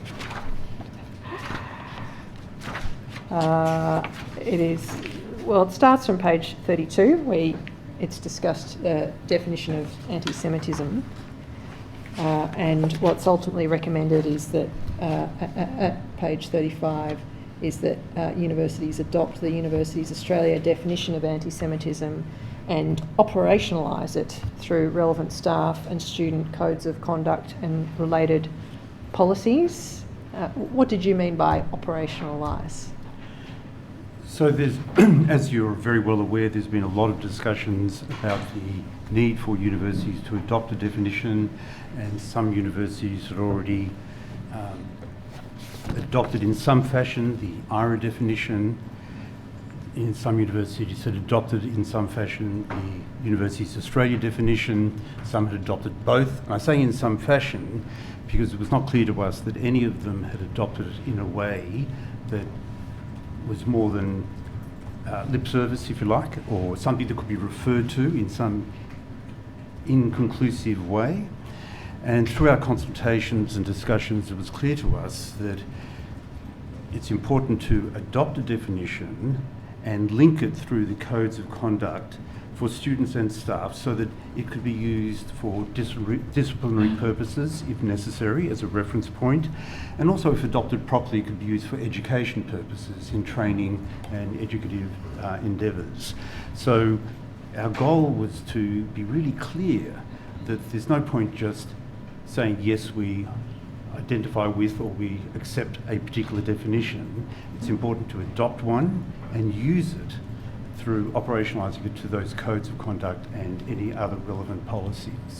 So I take it then there's a measure of agreement between your findings and Professor Craven's findings then? Absolute agreement that something should be adopted. We're more specific in saying that it should be the Universities of Australia definition that should be adopted. And why did you make that recommendation in particular? Well, we looked specifically at the IRA definition and the Universities of Australia definition. There was obviously some discussion about other definitions that are out there, but these were the two that were of key significance for the Australian context. And the IRA definition had been considered by a group of 8 universities and not effectively promulgated through the systems. Academic boards were reluctant to accept it. There was a lot of concern, right or wrong, but actual concern that the IRA definition would perhaps reduce freedom of expression and academic freedom. And because of that, the slow adoption and the universities recognising they should be doing something, but they needed something that would be suitable for the university environment, initially the group of 8 universities formed a working group to develop a new definition, take into account, in a sense, looking at the best of what was out there and their own expertise. And they developed a definition which was initially called the Group of 8 definition, but I think it was in February of 2025, the Vice-Chancellors of the broader university group, the Universities of Australia Vice-Chancellors, as executive leaders, adopted the Group of 8 definition, and it's forever then known as the UA, or the Universities of Australia definition. It really is, in my opinion and the committee's opinion, an easier definition to operationalise because it's a coherent definition. It's not calling out to other descriptors, it's not calling out to examples. It's a very, very clear statement of what anti-Semitism is. Nothing's perfect, but it is pretty clear. And I take it your recommendation is that the whole of that definition be adopted, not just some paragraphs of it? Correct. Can I then ask you about some of the policies and practices that you've addressed from about page 42 of the report? So there you have a heading, perceived constraints, and it's noted that perceived constraints arise when ambiguities in internal policies or the law leave university officials uncertain over issues that external stakeholders in the broader community would see as straightforward. What sorts of ambiguities were you referring to there? Oh, look, universities operate in an incredibly complex environment, and I think you would have heard a lot about that during the course of the week. There's the acts under which they're formed, there's national legislation, there's state legislation, there's textbook requirements, higher education standards. Now there's ATEC, the Student Ombudsman, there's the gender-based violence requirements, etc., and there's the enterprise bargaining agreements. It's inconceivable for all of them to be absolutely consistent with each other, and so the Vice-Chancellors are juggling a complex regulatory environment all the time. And if they're not well prepared, they might perceive that something which they've recently been dealing with is the only way forward, but it might be inconsistent with some other ones. And so these are perceived constraints where if you could have the time and advice to look at something more deeply, you might find a different way forward. So what we tried to do in that section on regulatory and operating environment was to make it clear that it's complex and encourage the Vice-Chancellors to be well prepared through analysis of that regulatory environment and through scenario planning and having the appropriate committees with the appropriate experts on them, so that if things are unfolding in a rapid fashion, they're more likely, nothing can be guaranteed, but more likely to come up with a decision that they will be, that they can uphold and be proud of going forward, that will achieve the best outcome. But it is very, very difficult. You can't just, as a CEO, a Vice Chancellor, the Chief Executive Officer, you can't just go on your gut instinct. You have to take all of these things into account.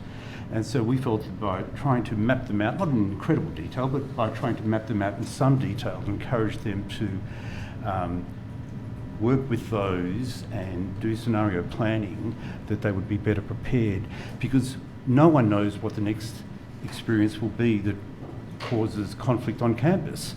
So you have to be mentally prepared and understand the environment, the requirements. And part of that is having decision-making structures in place so that issues can be escalated to the appropriate decision maker in a timely fashion. And I mean, universities do have a good hierarchical structure in their management systems, but sometimes the tendency is to constrain things at a low level just for administrative reasons. And we certainly identified that complaints, for example, some complaints need to be escalated to a high level virtually immediately because of the nature of that complaint.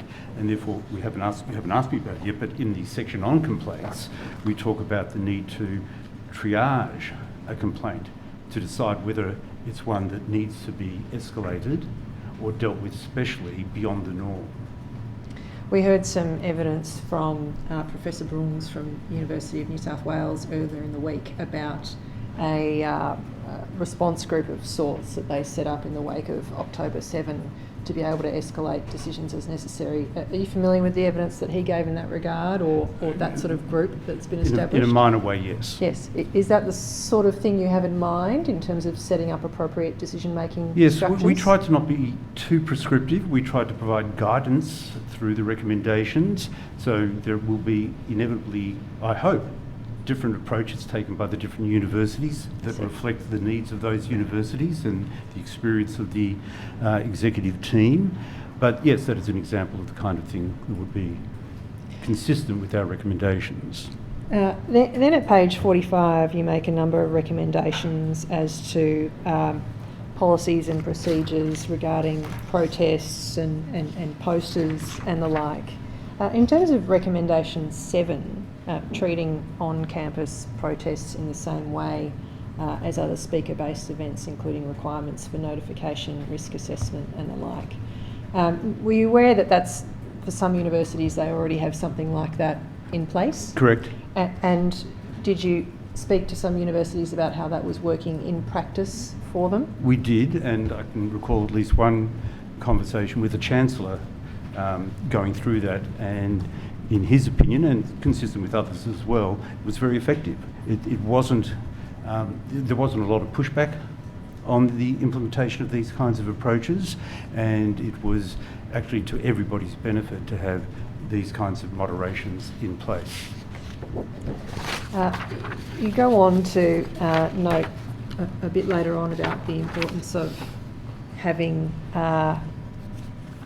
pre-existing and strong relationships with police. I think this comes in at page 50, recommendation 11. Could you just speak to why you made that recommendation and what sort of consultation informed that? It's very clear that some of the encampments and protests had gotten to the point where Vice-Chancellors were trying to decide whether to call police or not, and in many cases they did, and in some cases there was an appropriate response, in others there was less response than the Vice-Chancellors had hoped for, and it's always difficult. You don't want a police presence prematurely on campus, but you don't want to delay calling a police presence if there is a significant risk of violence or an actual occurrence of violence. there's no ability for a Vice-Chancellor to say, police, you must attend. Police operate independently.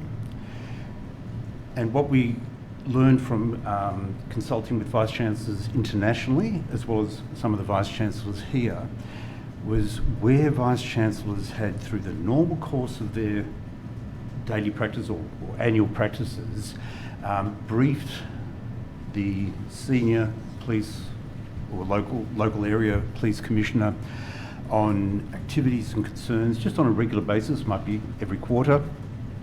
It was much easier for them to pick up the phone and have a discussion that was effective and understood, rather than calling up for the very first time in a panic and saying, help.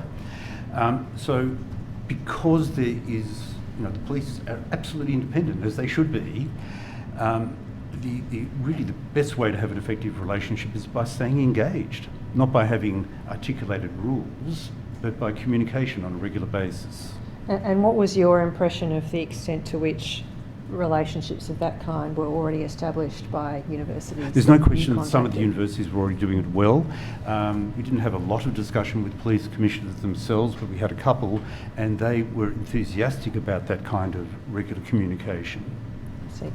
And then 11.4, you've referred to providing the police with aggregate de-identified reports of hate-related incidents on campus to improve understanding, data sharing and assist in addressing identified risks. Was that something the police were enthusiastic about in your discussions? Correct. It actually came specifically from the most senior police managing hate response in one of the states. And they were expressing to us their frustration that they wanted to do more. They wanted to understand hate, whether it's Islamophobia or anti-Semitism or Indigenous hatred or whatever, and they said that they were getting a lot more information about, say, Islamophobia and Indigenous hatred than they were about anti-Semitism, but they were very aware that there were, at that stage, significantly more proportionally issues around anti-Semitism, and they didn't understand why there was so little information coming through, and I couldn't tell them why there was so little information coming through, but we thought it was therefore important to make sure that de-identified, aggregated reporting was provided to the police, and we discussed that during that meeting, and that was an approach that they really did like. And what about the universities? Were they keen on this idea as well, or? They were certainly very willing to go along. Okay. We were just testing ideas, yeah. But there was no pushback. Okay.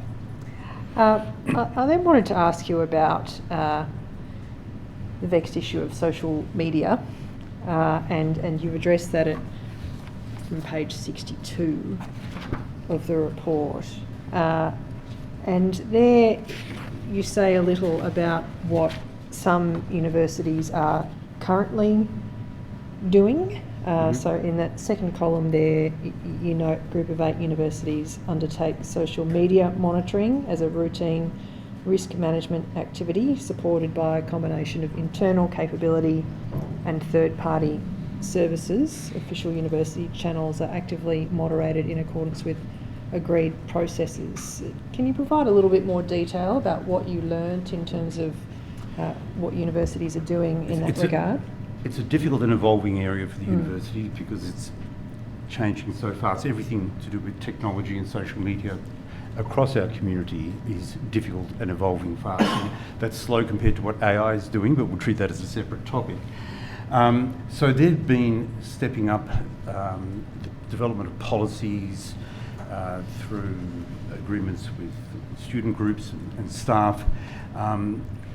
There are some social media channels that the universities actually own and moderate, some that are owned and moderated by affiliated groups, and then of course there's the whole huge world of social media that's out there.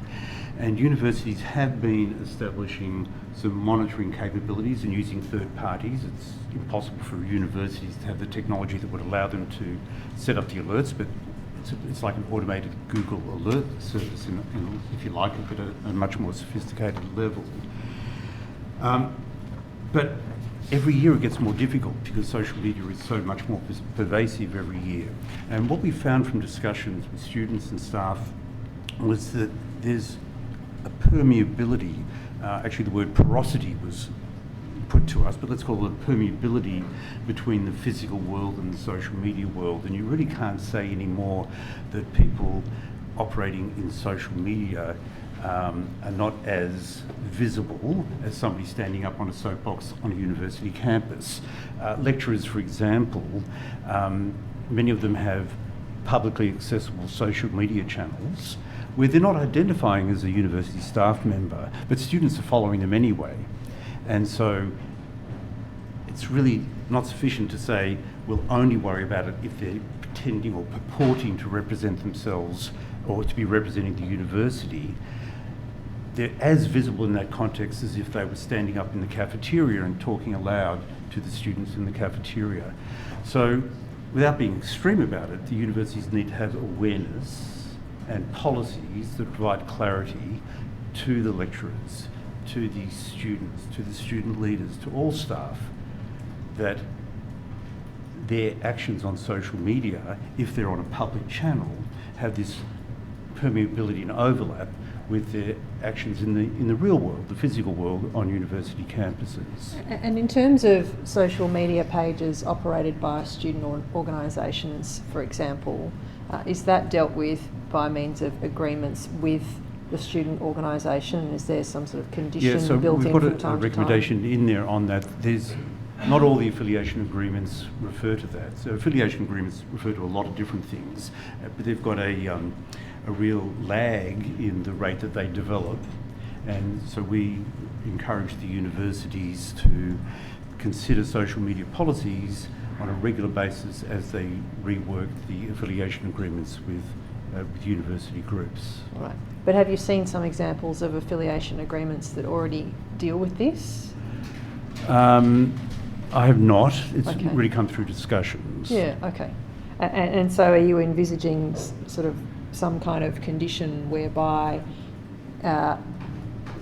responsibility is imposed on the student organisation for the operation of their page, and certain consequences, possibly in terms of their registration, might be visited if hate speech is permitted on that page, Correct. for example? Correct. An affiliation agreement should refer explicitly to their responsibility for any social media channels that they control. I see. So then, could I ask you about complaints mechanisms, which we've heard quite a lot about throughout the course of the week, and obviously there's been a number of reports in this regard.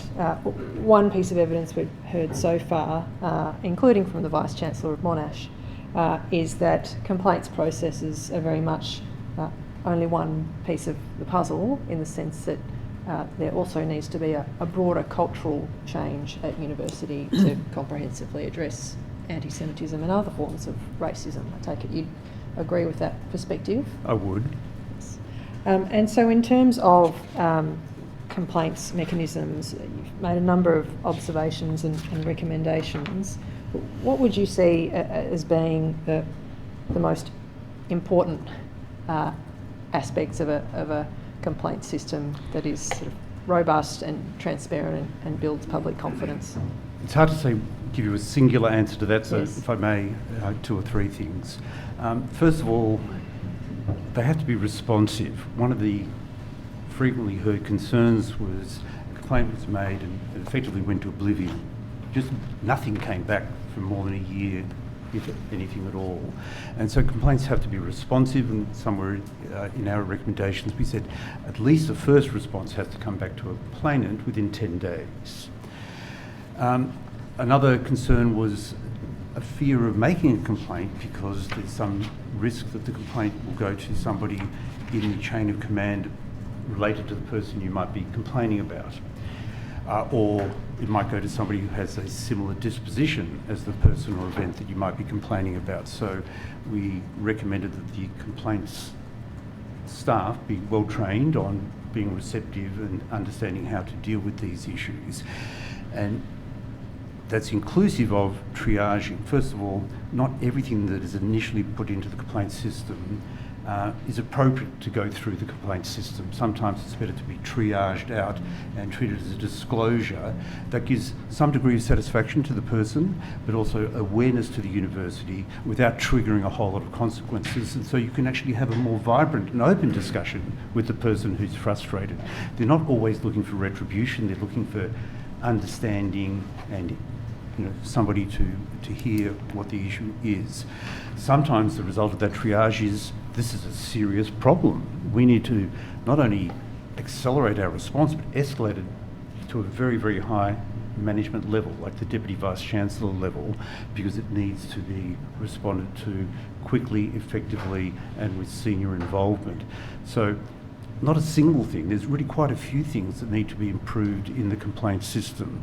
We did recommend that resolution should try to be achieved, or should be achieved within 45 degrees, but we had to put in a little clause where practicable, because sometimes it's not possible, because one party or another will seek legal advice or be on vacation or be ill or whatever.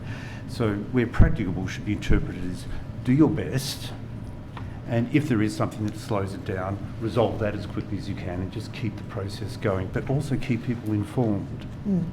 We've also heard some evidence this week about confidentiality around complaints, investigations and outcomes. And obviously that's an important thing to preserve to a certain extent, but we've also heard some evidence to the effect that there really needs to be some public reporting on the outcome of complaints processes, and in two senses.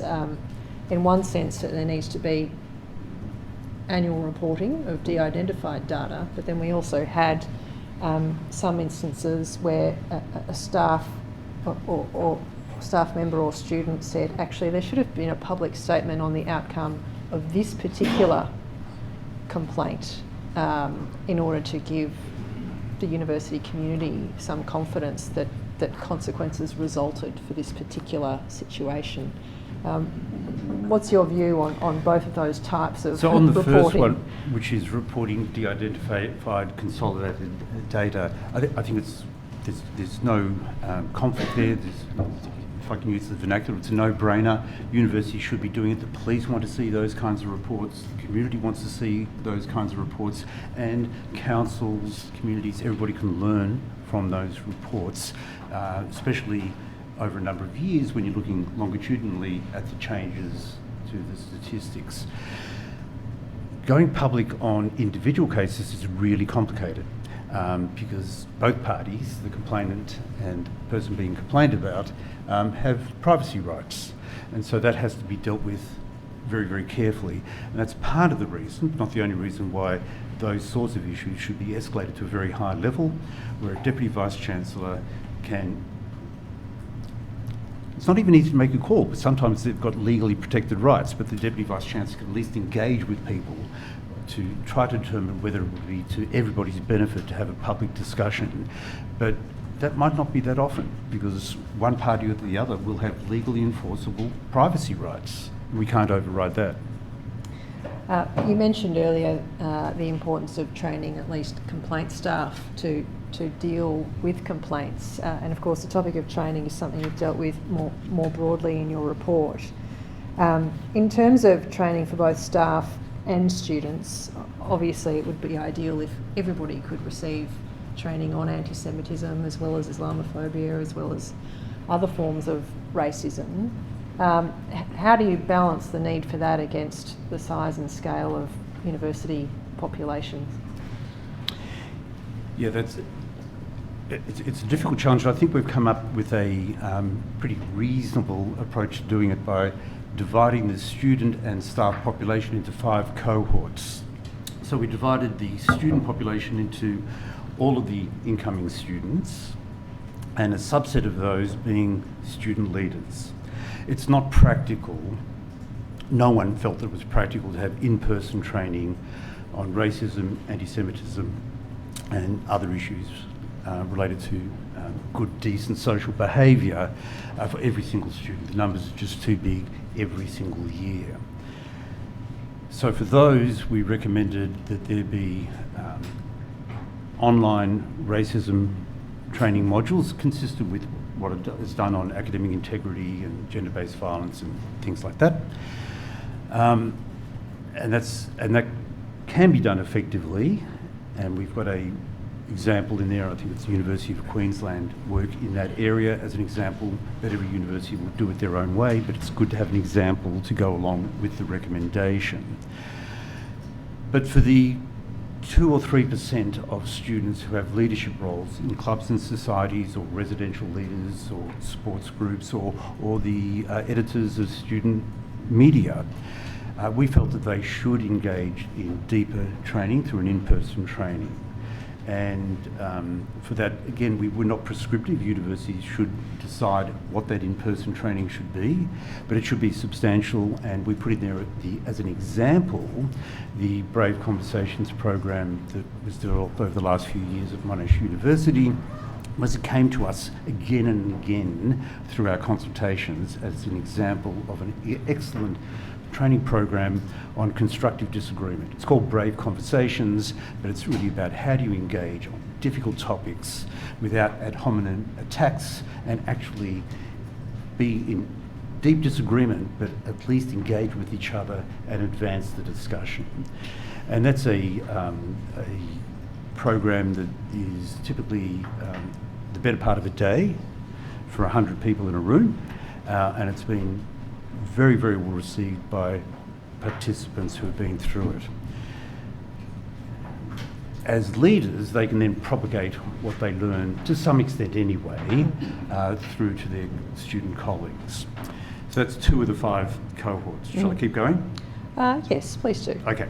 So for the staff, we identified 3 cohorts: the executive leadership, the professional staff, and then tutors and lecturers, the ones who are engaging in education.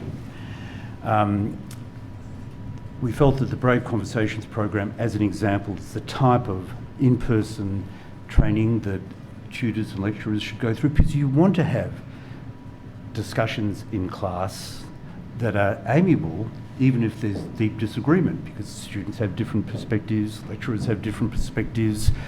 No one should be shut down, opinions should be allowed, and lecturers and tutors should be well trained on how to manage that classroom decorum, if you like. That leaves the professional staff and the executive leadership, and for both of those, we recommended that they have training on understanding the nature of anti-Semitism in contemporary Australia, how to recognise it, and what are the leadership and consultative responses that they need to be able to deliver to deal with issues as they arrive. And again, we were not prescriptive about what courses they should do, but we did say it should be an in-person course, and the example that came to us again and again, which we then put in as an example, was the leadership training program that I think Professor Slucki was advising you on this morning, the ACJC leadership training program. So those were the 5 cohorts that we defined, and I think it's manageable. Okay. Right? I mean, it sounds an enormous task to provide in-person training for thousands of staff at a university, but they do professional development training from time to time. There are expectations on them, and if you do the numbers, they could get through, if they wanted to, most or all of their staff in a year if they implement a program in a sensible fashion. I see. And has the reaction to that proposal from universities been positive so far in your experience? It has. I had the pleasure of delivering the report on June the 4th to the Group of 8 board, the Vice-Chancellors, and they were verbally pretty comfortable with all of the recommendations that we made. Okay. Thank you, Dr. Finkel. I have no further questions. Yes, perhaps I've just got a couple, Professor. Just turning to the French Model Code, I think the background to that were a series of instances in which students were suppressing freedom of speech by deplatforming people with whose views they didn't agree. And it was against that background that Robert French was asked to look at the issue of freedom of speech at universities. And I think he then mounted a really quite comprehensive inquiry, distinguishing freedom of speech on the one hand from academic freedom on the other, and concluding that whilst there was not a crisis in freedom of speech, universities had different policies and procedures, and so he devised a model code recommending that it be adopted by universities and that it have priority when there was any inconsistency with a university's other practices. Is that a fair account? I believe so. And then I think Professor Sally Walker was commissioned by government to assess the extent to which the universities were aligning themselves with the model code as Mr. French had recommended. Again, is that your understanding? That is my understanding. All I'm seeking to get to is whether your committee, I think, proposed in recommendation 4 that there should be work done with the federal government to review the French model code to ensure that it remains optimal in responding to contemporary manifestations of anti-Semitism while continuing to uphold freedom of speech and academic freedom. Correct. And in particular, you recommended a change, and that related to the duty to support the well-being of students and staff. That is the only change that your committee recommended. Is it proposed that there be some further review, or otherwise was your committee happy with the French model code subject to that one change? I would say, Commissioner, that all of my committee has enormous respect for the model code proposed by Robert French. But it was brought to us again and again and again, circumstances change and things need to be looked at again. We looked at it and we saw one particular piece where we felt that there needed to be a modernisation to align with, say, the hate legislation that the federal government had passed, where the burden was previously in the code, and I can't remember the exact words, maybe somebody can bring it up, but basically was talking about intent to offend or yes, incite hatred, and actual acts that incite hatred. And it was using the word or, which means that if you were clearly inciting hatred or violence, but claiming that that wasn't your intent, then you really wouldn't be subject to the coverage of the French model code. The more modern thinking is that one or the other is sufficient to express concern. So we gave as an example a single word change from and to or as one of the modernisations that should be considered. We didn't think it was appropriate for us to go through and do a full review, but given that people were expressing to us that they felt the times had changed. I mean, you've had the onslaught of social media, you've had the shift to online learning after COVID, you've had the incidences in the last few years where protests on campus weren't against university policy or government policy, they were against things that were actually expressing hatred of fellow students. These were things that weren't the norm in 2019 or leading up to 2019, and so we feel it's appropriate that there should be some sort of consideration. So all that we recommended was that the Vice-Chancellors seek to engage with the government to have a discussion about reviewing the French Model Code, but we did not want to be prescriptive. The G8 members, do they subscribe to the Model Code? They do. Yes. They do. It's not an enforceable code, to my understanding, but there's uniform agreement that it's an excellent description of how freedom of speech and academic freedom should be applied, and so they do. But, like anything, it needs to be reviewed from time to time. And one other thing, this reverts to a consideration of the confidentiality in relation to the identity of individuals who have been the subject of an established breach of the university's code, so that there's been some form of disciplinary proceeding and an issue's been determined adversely to the individual. Vice-Chancellor Davis explained the reason for preserving the confidentiality of the individual in that instance was, while the individual as a university student is an adult, generally speaking, he or she will be a young adult. And in Professor Davis's view, as I understood him, it's not desirable to tarnish a person in terms of their future career by some possible foolishness at university. I'm just interested in your view about that, Professor Finkel. Is that a reasonable, well, not reasonable, it's obviously reasonable, but are you supportive of that view, or do you have a different view? So I fundamentally agree with Professor Davis, and this is a personal view, nothing to do with the report that we did. I do feel that the cloak of secrecy across our community, not just in universities, is possibly overused, especially if somebody has been found to have breached a code or the law. But I do have sympathy, especially in the case as you described it, of somebody who's a young adult who's possibly just been exuberant and stepped over a line and has a whole life ahead of them.